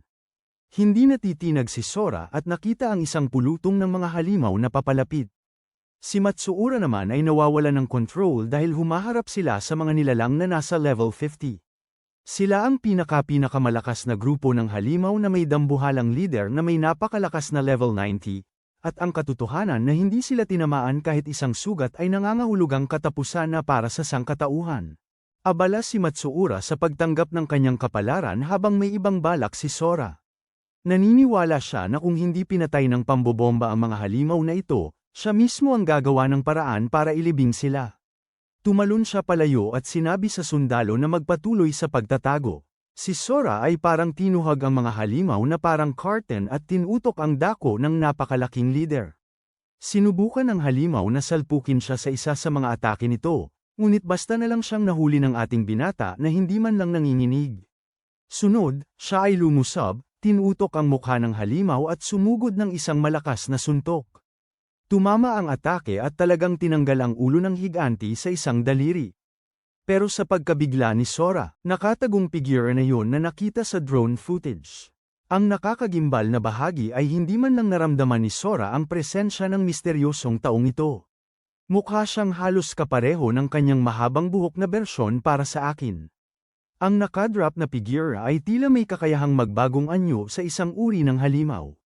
At natawag ko, ang paraan ng kanyang muling pagbuhay sa higanti at pareho silang masamang nakatitig sa amin ay nakakatakot na eksena. Gayunpaman, tinawag niya si Sora na luklukan ng kalaliman at humihiling na ibalik ang kanya. Pero ang aming batang lalaki ay wala talagang ideya kung ano ang sinasabi ng taong ito. Ang nakadrop na figure ay simpleng ngumiti sa kanya at nagpahayag na kailangan niyang magbayad pabalik sa krimen ng pagnanakaw ng lakas ng ibang tao gamit ang kanyang sariling buhay. Pagkatapos, isang grupo ng mga sibat ang tumayo mula sa lupa, ngunit malinaw na hindi sila sapat na malakas para durugin ang balat ni Sora. Akala niya napakadali lang nito kung ganito ang antas ng lakas na hinaharap niya. Sinubukan ng higanti na durugin si Sora gamit ang kanyang kamay. Samantala, napansin ng nakablong figure ang isa pang drone at nagtataka kung siya ay pinapanood. Tungkol kay Sora, hindi siya sumubok na tumakas at simpleng nahuli ang kamay gamit ang isang kamay. Tinawag niya itong isang nakahihiyang pagsisikap at naniniwala siyang kakailanganin pa ng mas marami para patayin siya. Habang sinasabi ito, humantong si Sora gamit ang isang sibat at nakahanap ng koneksyon sa atake. Pero sa kanyang gulat, ang lalaki, nawawala sa hangin, upang muling lumitaw sa ibang lugar. Ang totoo, pinili niyang itigil ang laban dahil ayaw niyang mga tao ang mag-monitor sa kanila. Nainis siya sa mga walang kwentang drone sa himpapawid, kaya't hiniling niya sa isa sa mga halimaw na pabagsakin ito. Pagkatapos, inutusan niya ang bawat nilalang na asikasuhin ang bawat nakaligtas sa lugar. Ang drone ay pinapatakbo ng isang lalaki na lihim na nagtago, pero sa kabutihang palad, natapos niya ang kanyang isang misyon na iulat ang dahilan kung bakit nagbago ang direksyon ng mga halimaw. Lahat ito ay dahil sa isang tao, ang nag-asikaso sa pinakamalakas na grupo ng mga halimaw sa lugar ng pambobomba ng mag-isa. Gusto ng lalaki na ipaalam, ang kanyang commander nang biglang isa sa mga nilalang ang nakadiskubre ng kanyang kinaroroonan at sinira ang daan papasok. Ang malaswang anyo ay nagbigay ng masamang tawa, nagagalak sa saya ng pagkamatay ng mga nakakainis na tao. Nang makita ang sitwasyon, naalala ni Sora ang hinihingi ni Matsuura sa kanya sa kanilang unang pagkikita. Hindi nabanggitin ang kanyang ginawa na nanganganib ang buhay para sa isang mensahe. Ang sundalo ay kasalukuyang nahihirapan na muling mapasigla ang kanyang sasakyan. Pinili ni Sora na humiwalay sa laban, naniniwala na ang tamang paraan upang tapusin ang isang grupo ng mga halimaw ay tukuyin ang lider muna. At upang mailigtas ang buhay ng mga tao, kailangan pumatay ng maraming halimaw hanggat maaari. Ang napakalaking nilalang ay sumusubok. Atakihin siya ngunit ang aming bata ay humahadlang sa atake, pinapakita kung gaano kalaki ang lakas ng halimaw na tumaas matapos pagsamahin ang kanyang kapangyarihan sa nakaburong figura. Gayun din, ang parehong tao ay lumalabas mula sa kanyang mga anino mula sa lupa, pero sa pagkakataong ito, si Sora ay labis na nagulat na tumitingin siya sa isang salamin na bersyon ng kanyang sarili. Ang misteryosong figure ay nagpapakawala ng makapangyarihang espada ng kadiliman, at mula sa itsura nito, kahit si Sora ay makakaalam na ito ay nakababahala. Ang kanyang kalaban ay umuusad, sinusubukang patayin ang binhi ng kailaliman, pero sa kabutihang palad, ang aming bata ay umiiwas sa pag-swing at pinalikuran ito sa pamamagitan ng hindi lamang pagdurog sa kamay ng kanyang kalaban, kundi pati na rin pagkuha sa kanyang sariling madilim na espada. Kasama nito, si Sora ay nagsagawa ng malinis na swing upang putulin siya. Sa kasamaang palad, ang kanyang kalaban ay nawala sa ibang lugar bago makakonekta ng maayos ang atake. Nakaramdam si Sora ng kapangyarihan ng madilim na espada, at siya ay nagkaroon ng masamang kutob dahil ito ay tumutugma sa enerhiya ng kailaliman. Na-provoked sa ginawa ni Sora na pagnanakaw ng kanyang espada, tinawag siya ng nakasuot ng balabal na magnanakaw na walang ibang ginagawa kundi ang magnakaw ng kapangyarihan ng iba. Pero mabilis na napagtanto ng ating bayani na hindi madali ang laban na ito na matapos sa isang hampas, at ang kasalukuyan niyang prioridad ay makuha ang sundalo sa isang ligtas na lugar. Kaya tinanong niya kung okay si Matsuura sa mga taas, at literal na karga ang kanyang sasakyan. Sinubukan ng nakasuot ng balabal na ipalabas ang isang nakakatakot na bola ng kamatayan sa kanya tulad ni Frieza o kung anuman, na nagpapahayag na ang layunin ng mga malalakas ay maging pinakalakas sa halip na protektahan ang mga mahihina. Ang atake ay pinakawalan at tinarget si Sora, na napagtanto na sobrang bilis nito para subukan pang talunin. Kaya inilapag niya ang sasakyan at nagdesisyon na harapin ito ng diretso, isinumpong ang kanyang lakas sa isang sipa. At kahit na tumama ang atake, ang Esfera ay simpleng naglaho at inilantad ang totoong sentro nito sa gitna. Sa kasamaang palad, habang siya ay abala sa pakikitungo sa atake, inatake ang sasakyan ni Matsuura ng maraming anino. Agad na sinabihan ni Sora na lumabas na sa sasakyan, habang natatakot si Matsuura. Para sa kanyang buhay, sa kanyang pagkabigla, lubos na tumtsuan ang mga spike sa kotse mula sa lahat ng direksyon, na nagpapahiwatig na hindi makakaligtas ang sundalo. Paalala ng nakabalot na figure kay Sora na huwag kumilos ng padalos-dalos, sa wakas, tiniyak niyang hindi papatayin ang sundalo. Sa halip, ginawang isang manika ang lalaki, hindi gaanong nirerespeto ang bangkay ni Matsuura gamit ang kanyang kakayahang necromancy. Nais ng figura na matiyak na mararamdaman ni Sora ang takot ng pagkawala ng lahat ng mahalaga sa kanya, isang kapalaran na nararapat sa binhi ng kalaliman. Bilang tugon, naaalala niya ang pang-aapi ni Kagawa sa mga mahina noong high school. Wala itong pinagkaiba sa isang nakapang-aapi na puwersang nagiging libangan lamang ang mahihina. Ang kalaban ni Sora ay nagpalabas ng marahas na bagyong obsidian, na binubuo ng sobrang bilis na mga proyektil na nakakakiske sa balat ni Sora. Pero tapos na ang taong ito sa pagbibiro, naaalala kung gaano kasuklam-suklam ang mga tao tulad niya. Sa isang suntok, winasak ni Bro ang mga tinik na humahawak sa sasakyan at nahuli pa si Matsuura.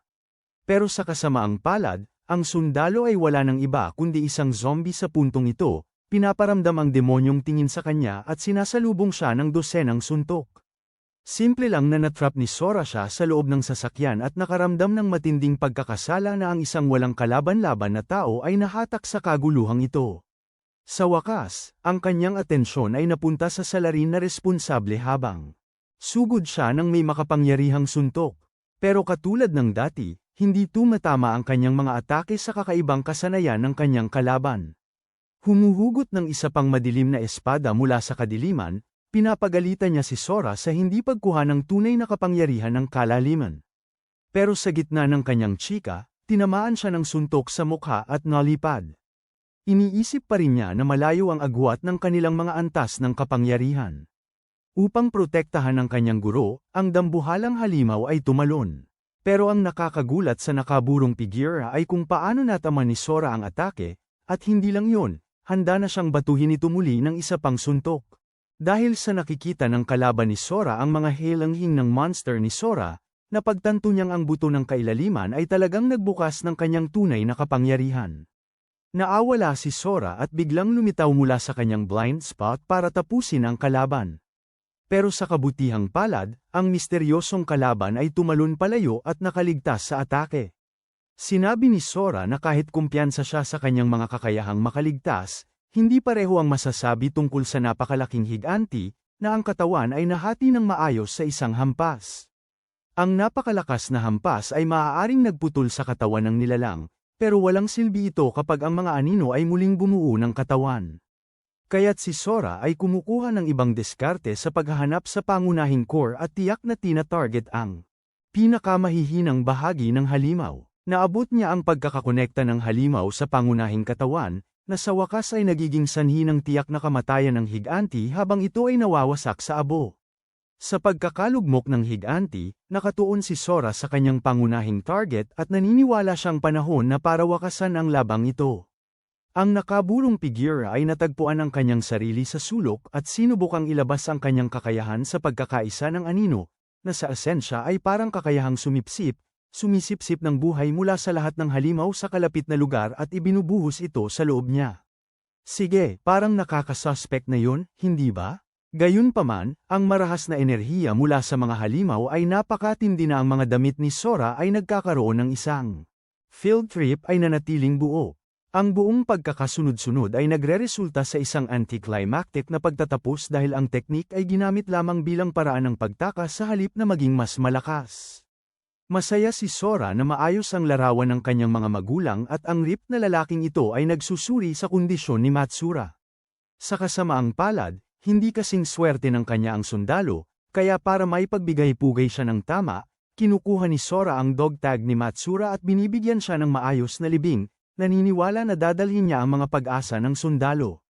Tungkol sa nakakatakot na figura na kanyang nakatagpo, maraming bagay ang bumabagabag kay Sora at kailangan niyang maging handa sa anumang sandali sa pakikipaglaban sa isang kalaban na gumagamit ng kapangyarihan ng mga anino. Ang mas masama pa ay umalis siya na may nakak-thrilling na pahayag na sisiguraduhin niyang papatayin ang lahat ng mahal ni Sora sa kanyang buhay.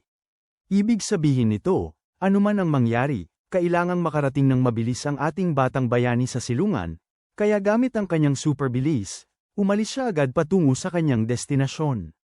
Makalipas ang ilang sandali, dumating ang Western Commander at ang kanyang mga tao upang maimbestigahan ang lugar ng maayos.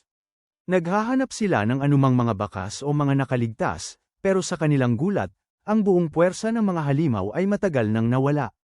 Kinumpirma ng Western Commander ang katotohanan ito nang makita ang mga bangkay ng malalaking halimaw at hinikayat ang mga ito na gumawa ng isang agarang ulat. Napansin din niyang malinaw na naganap ang laban sa pagitan ng misteryosong malakas na Mangyo Hunt na binanggit ni Kagura.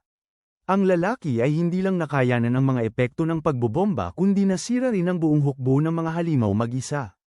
Parang isang hukbo si Bro sa puntong ito. Biglang nagulat ang isa sa mga sundalo na natagpuan nila ang nagtatrabaho na memory card ng drone na makakatulong sa kanila na maunawaan ang sitwasyon. Nagpasya siyang suriin ang mga footage, nakita niya kung paano pumasok sina Matsura at ang misteryosong Mangyo Hunt sa mapanganib na larangan. Habang patuloy ang mga sundalo sa kanilang imbestigasyon, wala silang masabi ng matuklasan ang mga kahangahangang mga drop na dumating bilang isang bunga ng pagkatalo sa mga mataas na antas na halimaw. Hindi ito bagay na nakikita mo araw-araw. Kahit ang sundalong nakakita ng loot ay sakim at kumikilos na parang wala siyang natagpuan na espesyal. Pero ang kanyang kasamahan ay agad nagmamadali at natutunan na nakahanap sila ng talagang kahangahangang loot. Ang katotohanan na isa sa kanila ay sinubukang magnakaw ng loot ay isang akto ng krimen. Nang marinig yun, sinubukan ng sundalo na mag-alok ng solusyon sa pamamagitan ng pag-aalok ng dibisyon. Bilang tugon, sinabi ng blondeng lalaki na gusto lang niya ang mahiwagang gintong kahon at wala ng iba. Pero hindi ito madaling isuko dahil maaaring ito ay isang alamat na bagay. Upang tulungan si Mr. No Strips, pagkakaintindi sa sitwasyon, pinaalala ng blondrong lalaki na wala siyang karapatan na tumutol. At doon siya nakakuha ng isang lekendaryong relikya ng golem. Nang makarating na sa ika-6 na kanlungan, nakita ni Sora ang mga nakaligtas na maayos ang takbo, nagtataka na hindi sila inaatake.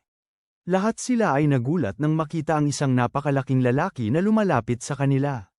Pero si Sora ay nalulumbay sa kanyang mga iniisip, alam na ang nakasulpsap na tao ay kayang itago ang kanyang presensya. Hindi pa nabanggit na hindi pa niya nararamdaman ang presensya ng sinumang partikular na malakas, dahil kung walang lalabas na ganoong tao, mag-suffer ang lugar na ito ng malalaking pagkalugi kung sakaling ng isang pagsalakay o atake. Bigla, may isang lalaki na humaharap sa kanya mula sa wala na may suot na band-aid. Hindi inaasahan na darating ang anak ni Gojo mula sa Jujutsu Kaisen at Raiden mula sa Mortal Kombat dito, pero nandito tayo. Sinusuri ng bulag na lalaki na si Sora ay maaaring galing sa labas, ipinapahayag ang kanyang ginhawa sa kumpirmasyon ni Sora. Tinitiyak niya sa ating bata na wala siyang dapat ipag-alala dahil nandito lang siya para bumili ng impormasyon kapalit ng isang halaga. Ang tanging iniintindi niya ay ang mga sagot ni Sora sa maraming tanong niya. Sa unang tingin, nalilito ang ating bata na ang pera ay may gamit pa rin. Sumasang-ayon siya na makipagtulungan pero pinigilan ang lalaki bago siya makapagtanong. Gusto ni Sora na alam kung bakit nandito ang isang monghe na kinakausap siya sa royal na pamantayan, na nangangahulugang malamang na itong taong ito ay isang peking tao o cosplayer. Natutuo nga dahil isa lamang itong libangan para sa kanya. Tinanong ni Sora kung totoo rin ito sa kanyang mga mata, na nagdulot ng paninigas ng katawan ng lalaki. Inalis niya ang kanyang blindfold at sinabi na siya ay nagdurusa mula sa isang bagong sakit sa mata. Pero hindi yun ang punto. Ang katotohanan ay kayang madama ni Sora ang isang nakakatakot na liwanag mula sa kanyang mga mata kahit na nakapiring ito. Talagang anak siya ni Gojo sa puntong ito. Akala niya may dahilan ang bulag na tao para itago ang kanyang sariling kapangyarihan, pero maliwanag na may isang talagang makapangyarihang tao na nagtatanim sa silungan. Basta, masaya siyang sumagot sa mga tanong. Kaya't ang monk na nakabihis bilang isang cosplayer ay nagtatanong tungkol sa kwento ng mga nangyari sa labas. Alam ng bulag na maraming sundalo ang naipon sa mga pader, at kahit na hindi alam ng karamihan sa publiko, may mga pagsabog sa labas kaya gusto niyang marinig ang pananaw ni Sora.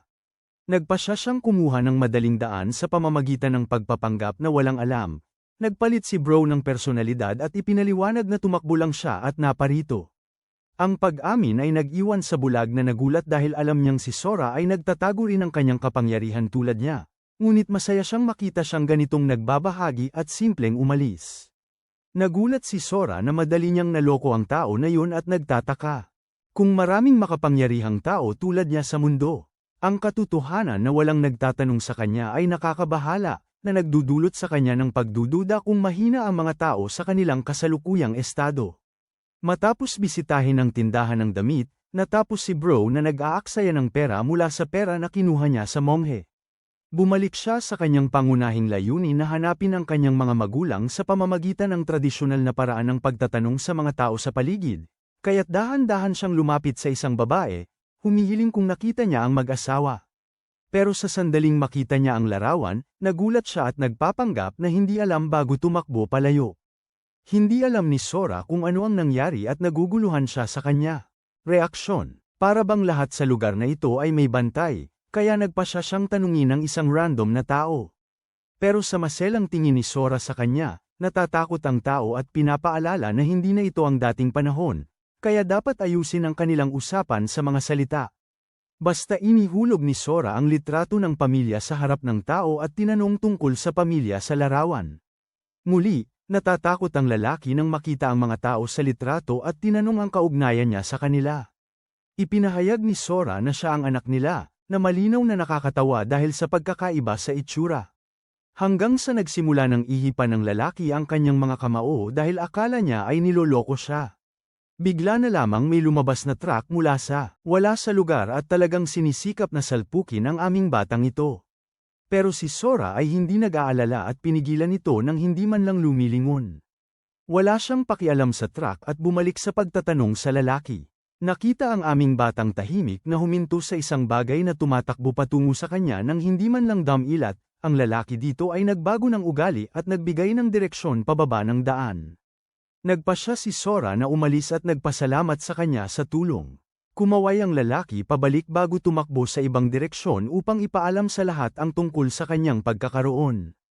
Habang naglalakad si Sora papunta sa lugar, naisip niya kung bakit ang isang random na tao ay may kaalaman tungkol sa bahay ng kanyang pamilya.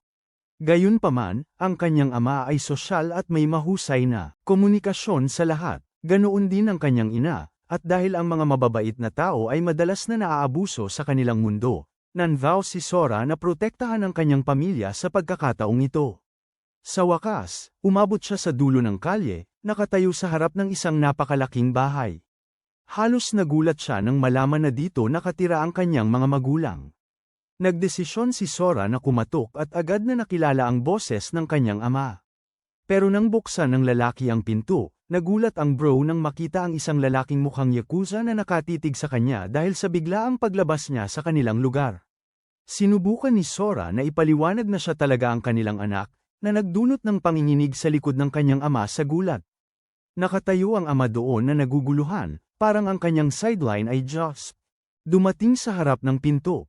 Sa kabila ng pagkabigla, pareho silang pumasok, nagtinginan sa isa't isa sa ganap na katahimikan, walang nagsasalita. Sa kabutihang palad, dumating ang nanay na may dalang tray ng tsaa, sinira ang tensyon ng sapat para makapagsimula ang lahat. Hindi nag-aksaya ng oras, agad na tinutok ng ama ang usapan. Napansin niya kung gaano kaiba ang kanyang anak, parang isang bagong tao, kahit inamin niyang maaaring ito ay isang pagpapabuti. Baka may itinatago ang bata. Natatakot ang ama na baka impostor mismo ang kanyang anak, kaya't naglagay siya ng gwardya sa kanyang kwarto para sakaling kailanganin. Ang hindi nila alam ay alam na ng bata. Napansin niya ang nakatagong bantay nang pumasok siya. Pero sa halip na makaramdam ng takot, siya ay medyo nakahinga ng maluwag. Sa wakas, alam niyang may nagmamasid. Habang ang ama ay mas lalong humihigpit, sinusubukang kuhanin ang mga lihim, nagpa siya si Sora na turuan siya ng leksyon. Nagsimula siyang ilabas ang lahat ng mga bagay na alam niyang magpapakaba sa matandang lalaki, tulad ng mga pagkakataong sumisipol siya palabas para dumalo sa soy boy ballet at mga klase sa pagluluto. Ang mga iyon ay nagpatigil sa gwardya. Ang ama ay naging kulay bit mula sa hiya, hindi pa rin makapaniwala na ito talaga ang kanyang anak. Upang higit pang ipaalam ang punto, biglang binanggit ni Sora na ang tinatawag na sagradong taybak ng pamilya na kanilang iningatan ng maraming henerasyon ay isa lamang replika. Ang komento na iyon, nag-iisa ay lalo pang nagpapasabog ng nerbiyos ng ama. Pagkatapos ay dumating ang mas masusuting detalye, sunod-sunod, na unti-unting naglalantad ng mga layer ng lalaking palaging nag-angkin na isa siyang matayog na tao. Nagsisimula ng mapagtanto ng security officer ang katotohanan na malaki ang sinasabi ng lalaking ito, pero karamihan noon ay pawang ilusyon lamang. Iyan na ang hangganan ng kayang tiisin ng kanyang ama. Ang matigas na asal ay gumuho, at siya ay biglang tumakbo patungo kay Sora, ang mga mata ay puno ng luha. Matapos talikuran ang bawat bato, habulin ang bawat lead, at ubusin ang bawat kontak para mahanap ang nawawalang anak, ang matanda ay tuluyan ng bumigay ngayon na bahay ni Sora. Nang basta-basta banggitin ni Sora ang alagad, napagtanto ng gwardya na ang ama na kilala niya dati, na humawakan ng mga dugong laban at mga madilim na negosyo, ay talagang isang ganap na pusa sa puso.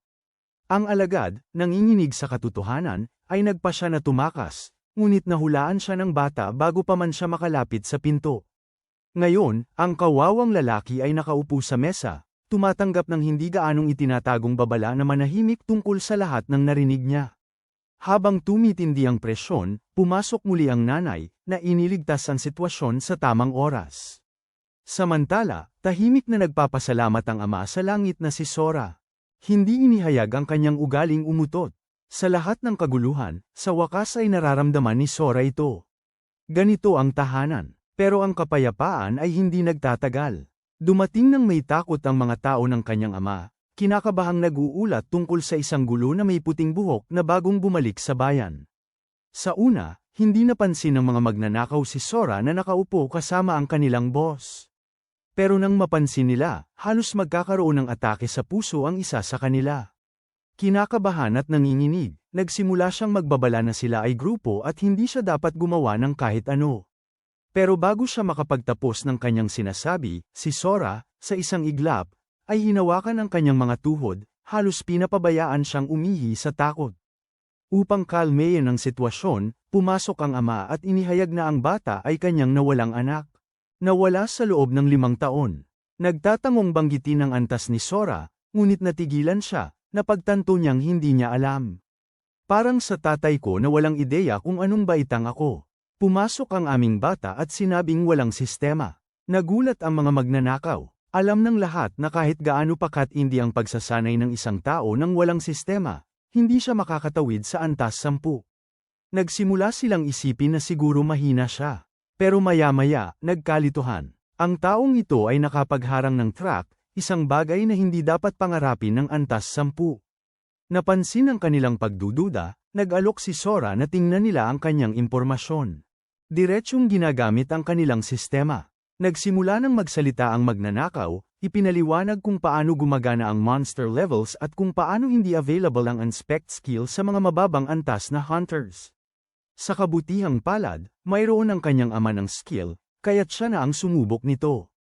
Nagtipon-tipon sila sa paligid ng mesa, nakatayo ng kalmado ang bata sa tabi ng kanyang ina na buong pagmamalaki ay nagsasabing 100% siyang naniniwala sa kanyang lakas. Ngunit nang gamitin ng ama ang skill, bumalik ang resulta ng sistema. Hindi alam, nabigla ang lahat, maaari itong mga hulugang walang sistema si Sora. O kaya naman ay sobrang malakas siya para sa scan. Agad na tinanggal ang unang teorya habang ang pangalan niya ay lumilitaw pa rin. Gayunpaman, ang makaligtas ng 5 taon mag-isa sa mga kondisyon na hindi kayang pasukin ng isang baguhan ay halos nagsasabi na ng lahat. Ang sandaling ito ay nagpapaalala sa ama. Ang kanyang mga pananaw ay hindi talaga makaintindi sa antas na naabot ng kanyang anak. Habang ang silid ay nananatiling knock-frozen sa pagkabigla, ito ang ina na sa wakas ay nagwawasak ng tensyon. Masaya lamang na ang kanyang anak ay nasa bahay. Alam niyang tiyak na marami siyang pinagdaanan, nabubuhay na parang alien sa loob ng 5 taon. Sa sandaling ilagay niya ang kanyang kamay sa mukha ni Sora, nagbalik ang mga alaala. Ang pagdurusa, ang sakit, lahat. At bigla, umiyak ang mga luha. Ang buong kapaligiran ay nagiging mabigat, emosyonal. Upang bigyan sila ng espasyo, mabilis na inescort ng ama ang kanyang mga tao palabas ng silid. Kapag hamupa na ang lahat, maingat na tinanong ng batang lalaki ang kanyang ina tungkol kay Rico, ang kanyang nakatatandang kapatid. Sa kabutihang palad, tinitiyak niya na maayos si Rico, patuloy na naglilingkod sa militar. Nag-alok pa siya na mag-set up ng tawag, pero ipinaliwanag na siya ay kasalukuyang nakikipaglaban sa unahan. Nang marinig yun, umamin siyang namimiss niya ang kanyang kapatid at nagtanong na may pag-usisa kung may mataas na katayuan din ang kanyang ina. Tumango siya, at inihayag na siya ay isang healer, kilala bilang cleric, na may malalakas na kapangyarihan. Sapat na magbigay ng mga hula. Si Sora, na naiintriga, ay nagtatanong kung maaari niya siyang suriin. Pero tinanggihan siya nito. Gayunpaman, ibinabahagi niya na ang kanyang mga kapangyarihan bilang isang cleric ay dati nang nagbigay sa kanya ng isang hula, na siya ay babalik isang araw. Di nagtagal, isang matipunong bisepinuno ang dumating, kasama ang mga lalaking nakasuot ng itim, handa na sa negosyo. Binati ng ama ni Sora ang lalaki ng may bukas na mga braso, tinatawag siyang Jiro, ang vice-presidente ng kanyang pinag-isang guild. Pero mabilis niyang napansin ang mahahabang mukha ni Jiro at nagtatanong kung ano ang kanyang nahanap. Ayon sa vice-pinuno, ang Tiger's Roar Guild ay may koneksyon sa hukbo. Ipinaliwanag niya na isang manggagalugad mula sa militar, isang tunay na piraso ng gawa, nagsimula ng mangyaring sa mga inspeksyon ng mga bangkay ng halimaw na ibinigay ng mga guild. Binigyan niya sila ng kalahating puntos habang nag-ulat ng buong kredito sa kanyang mga nakatataas. Mas malalim na pagsusuri ang nagpapakita ng lahat ng di pagkakaintindihan na naiugnay sa Tiger's Roar. Nang marinig ito, alam ng ama ni Sora na may mas malaking nangyayari, ngunit alam din na hindi sila pwedeng umupo na lang at hayaang maapektuhan ang hinaharap ng kanilang bayan. Sinabi niyang magpahinga ang pangalawang kapitan, saka tinawag ang kanyang espada at nagpa siya na bisitahin ang Tiger's Roar mismo, upang ipaalala sa kanila na hindi madaling matalo ang nagkakaisang mga guild. Samantala, narinig ni Sora ang lahat mula sa kanyang kwarto.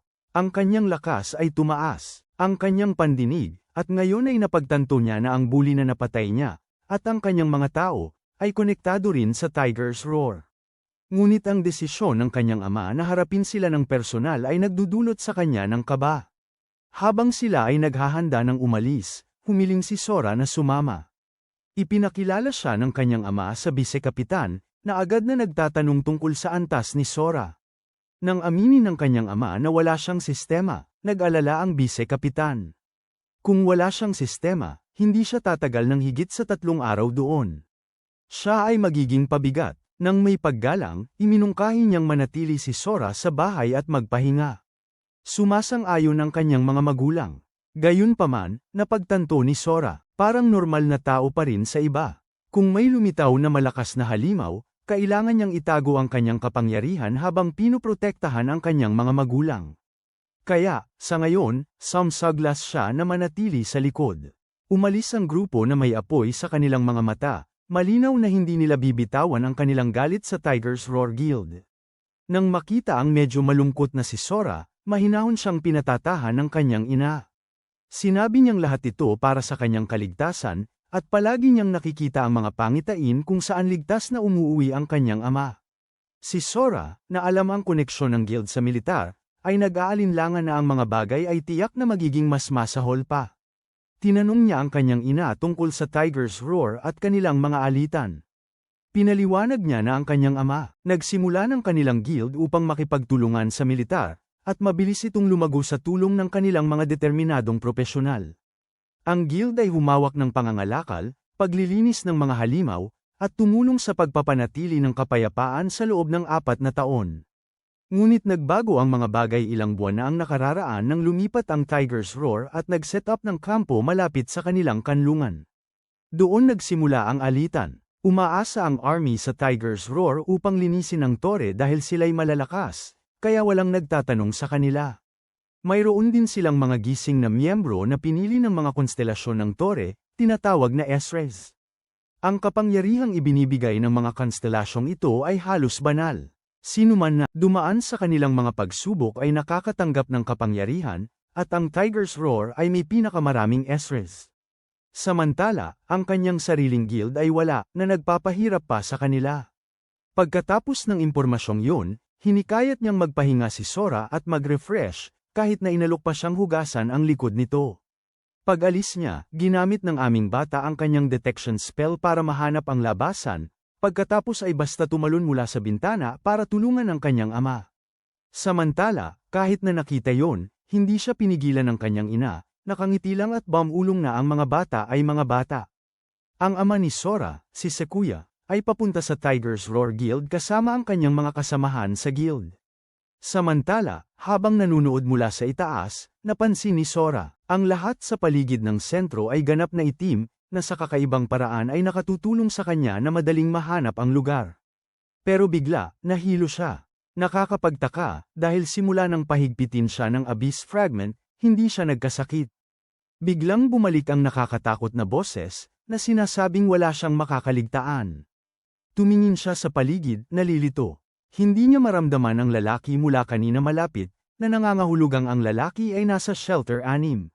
Dama po ang isa pang pagduduwal. Inulit ng boses, na sinasabing minarkahan na ang kanyang kaluluwa. Nang sinuntok ni Sora kung saan niya nakikita ang ulo ng lalaki, lumabas na ito ay prosto. Isa pang ilusyon. Habang patuloy ang boses, biglang lumiwanag ang mga sinag ng ilaw mula sa spotlight patungo sa bubong, na nagpapalam kay Sora na siya ay napansin. Napagtanto niyang ang malalakas na sigaw niya ang nagbigay sa kanya ng layo at tumakbo siya. Pagkatapos tumalon sa ibang bubong, napansin niyang bumalik ang kakaibang pakiramdam. Nagtataka siya kung nawala ito dahil sa liwanag na tumatama sa kanya. Upang subukan, tumayo siya sa ilalim ng ilaw sa kalsada, at nawala ito. Dito niya naisip na kahit 7 segundo lang sa dilim ay sapat na para umakyat ang marka ng kaluluwa at dalhin ang kakaibang, nahihilo na pakiramdam. At dahil siya lang ang nakakaalam dito, ang kumilos ng kakaiba sa publiko ay para na siyang magiging parang isang paboritong tagahanga ng anime na multo. Gayunpaman, kapag siya ay naglalakad sa ilalim ng ilaw, isang kakaibang tunog ang nagsisimulang umingay sa kanyang ulo, ngunit ang marka ay nawala at huminto ang mga bisyon. Sa gayon, napagtanto ng aming batang lalaki na ang ilaw ang nagprotekta sa kanya sa araw. Pero ngayon na gabi, ang nakakatakot na figure kanina ay maaaring maglunsad ng isang biglaang atake. Alam niyang kailangan niyang maging maingat, at kailangan niyang hanapin ang kanyang tatay. Habang naglalakad siya sa mga kalye, bumubulong sa sarili at nakakatanggap ng mga kakaibang tingin, isang dumadaang sasakyan ang nagpapatunay nito. Talagang mukhang baliw siya. Naalala rin ng aming batang lalaki na maaaring nasa panganib ang kanyang tatay. Mukhang walang silbi ang United Guild sa militar, at ang pagharap sa Tiger Roar ay maaaring magdulot ng seryosong problema. Habang iniisip ito, nagiging determinado si Sora na protektahan ang kanyang mga magulang sa anumang halaga. Nawawala sa isip, narating niya ang lugar kung saan sinasabing naruroon ang grupo ng kanyang ama. Naalala niya ang mga salita ng kanyang ama tungkol sa pag-aayos ng mga bagay ng walang karahasan, at nagtataka siya kung talagang susundin niya yon. Pero naputol ang kanyang mga iniisip. Nakita niya ang kasama ng kanyang ama na nakatayo sa harap ng gusali, tinatawag ang kanyang ama upang bunutin ang kanyang taybak. Nang walang pag-aalinlangan, sinwing ito ng lalaki ng may brutal na puwersa, sumisigaw ng pangalan, Tsuchida, upang humarap at makipaglaban sa kanya. Ang pag-swing ay hindi lamang isang hamon. Kumakatok ito sa ang buong gusali na nag-iwan kay Sora sa lubos na pagkabigla. Nakita yun, lumapit ang aming batang bida sa isa sa mga gwardya, na tila walang pakialam na nagtanong kung palaging ganito ang kanilang boss.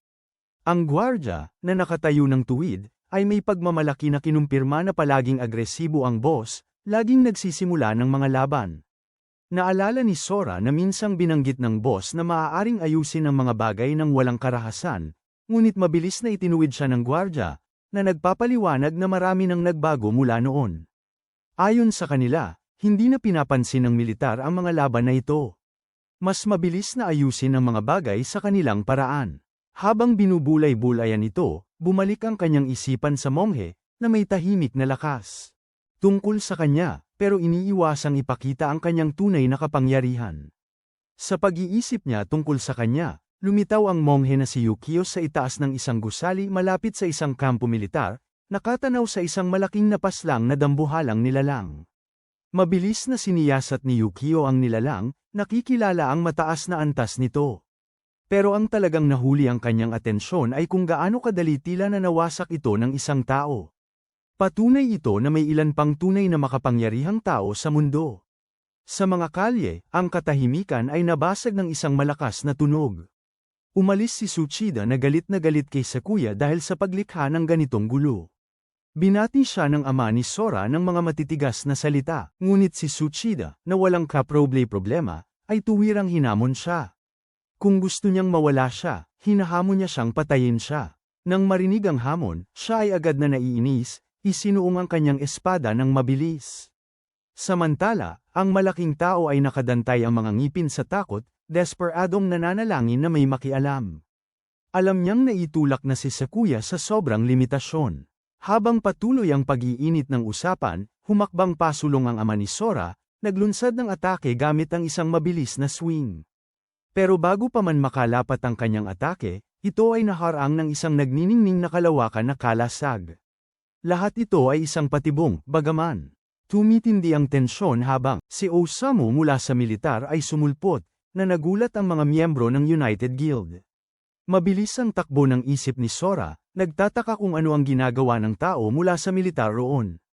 Ramdam niya ang mabigat na presensya ng maraming tao sa loob ng gusali, at biglang parang mas malaki ang sitwasyon kaysa sa inaasahan.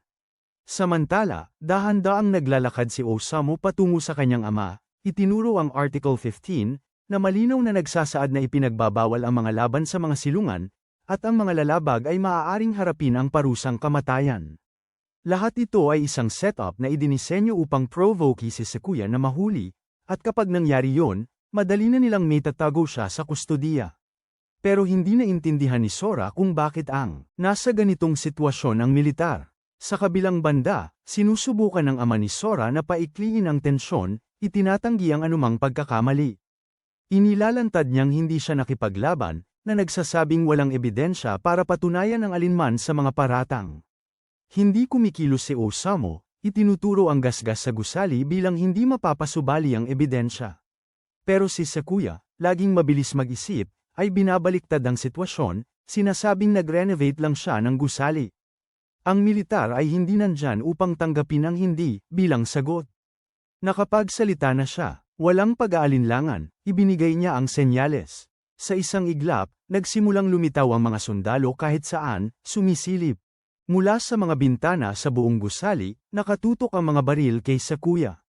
Nakikita ang pagtaas ng tensyon, hinihimok ng mga tao ni Sakuya na lumaban siya, handang harapin ang militar na pangkat. Pero nananatiling kalmado si Sakuya, nakatuon ang mga mata sa lalaking militar. Hindi basta-basta ang lalaki, isa siyang assassin, level 63. Ang harapin siya ng direkta ay maaaring magdulot ng gulo. Pero biglang nakita ni Sakuya si Tsuchida at agad naisip na maaari niya itong gawing bihag para makaalis. Tahimik niyang inilabas ang kanyang espada, pero nakita ito ng malaking lalaki at agad na itinaas ang kanyang kalasag, Tiwala na kayang harapin ang atake kahit mula sa level 65 na mandirigma. Tugma ang laban. Habang tumitindi ang sitwasyon, pinapataas ni Osamu ang presyon, binabalaan si Sakuya na sumuko o delikado ang kanyang mga kasama. Tumigil ang boss. Sa isang sandali, parang handa na siyang sumugod. Pero, sa gulat ng lahat, ibinaba niya ang kanyang espada. Pinili niyang sumuko. Ang mga miyembro ng United Guild ay naguluhan, lalo na ang pangalawang kapitan, na nagsisimulang magtanong kung ang naunang paghiwa ng espada ay para lamang sa palabas. Pero mas alam ng kapitan. Alam niya na sila ni Sakuya ay may ganong klase ng koneksyon.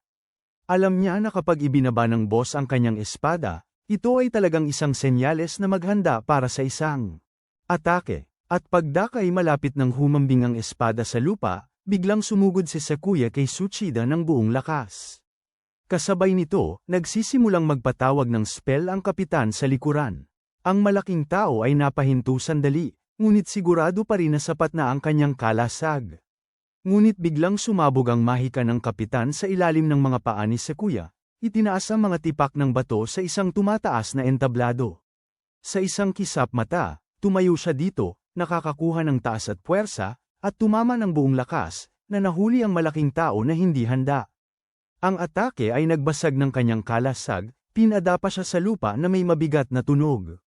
Samantala, patuloy na ginagamit ng pangalawang kapitan ang kanyang spell upang takpan ang kanyang flank, habang si Sora's father ay nagmamadaling pumasok na parang baliw, na nag-uudyok sa mga sundalo na bumaril. Sa mabilis na pagkilos, itinatapon ng vice captain ang isang barrier spell, isang pader ng lupa, sa tamang oras para ihiwalay si Tsuchida at Sora's father mula sa ulan ng mga bala. Gayunpaman, habang ang boss ay about na hawakan si Tsuchida at umatras, bigla siyang nakuha. Si Osamu ay biglang lumabas sa harap niya at kinuha si Tsuchida sa isang iglap. Napagtanto, ang assassin ay nagmarka ng naiwan na magic sa sirang kalasag, at nagtatago sa mga anino ng pader gamit ang kanyang stealth skill. Nahuli nito ang boss ng lubos. Sa labas, sa pagkawala ng kanilang bihag, tila lubos na naliligaw si Sora's father, at iyon ay nagulat sa lahat. Pati ang mga sundalo ay nabilanggo, tinatawag si Osamu na naguguluhan. Pero hindi niya muna naiintindihan, hanggang bumaling siya at nakita kung ano ang tinitignan ng iba. Ito si Sora. Nakatayo siya sa likod nila, may madilim na enerhiya na umaabot mula sa kanya sa mabigat na alon. Agad na naisip ni Osamu na anuman ito, hindi ito kaalyado. Walang pag-aalinlangan, kumuha siya ng bote ng lason, isang inihanda ni Tiger Roar para sa pagkuha sa mga level 90 boss. Tumulak siya pasulong, nagtatapon ng mga talam kay Sora habang binabaha ang lugar. Na may makapal na lila na usok. Laking gulat ni Tsuchida nang makita ang kanyang anak habang kumakalat ang nakal-alasong ulap. Habang humihinga ng panatag si Tsuchida, iniisip na maaaring ang lason ay makapagpabagsak sa kaalyado ni Tsuchida. Pero bigla, nagpakita si Sora sa likuran nila, hinahawakan silang dalawa sa kwelyo gamit ang kanyang halimaw na lakas. Dito nila napagtanto, hindi na sila nakikipaglaban sa tao, kundi sa isang halimaw.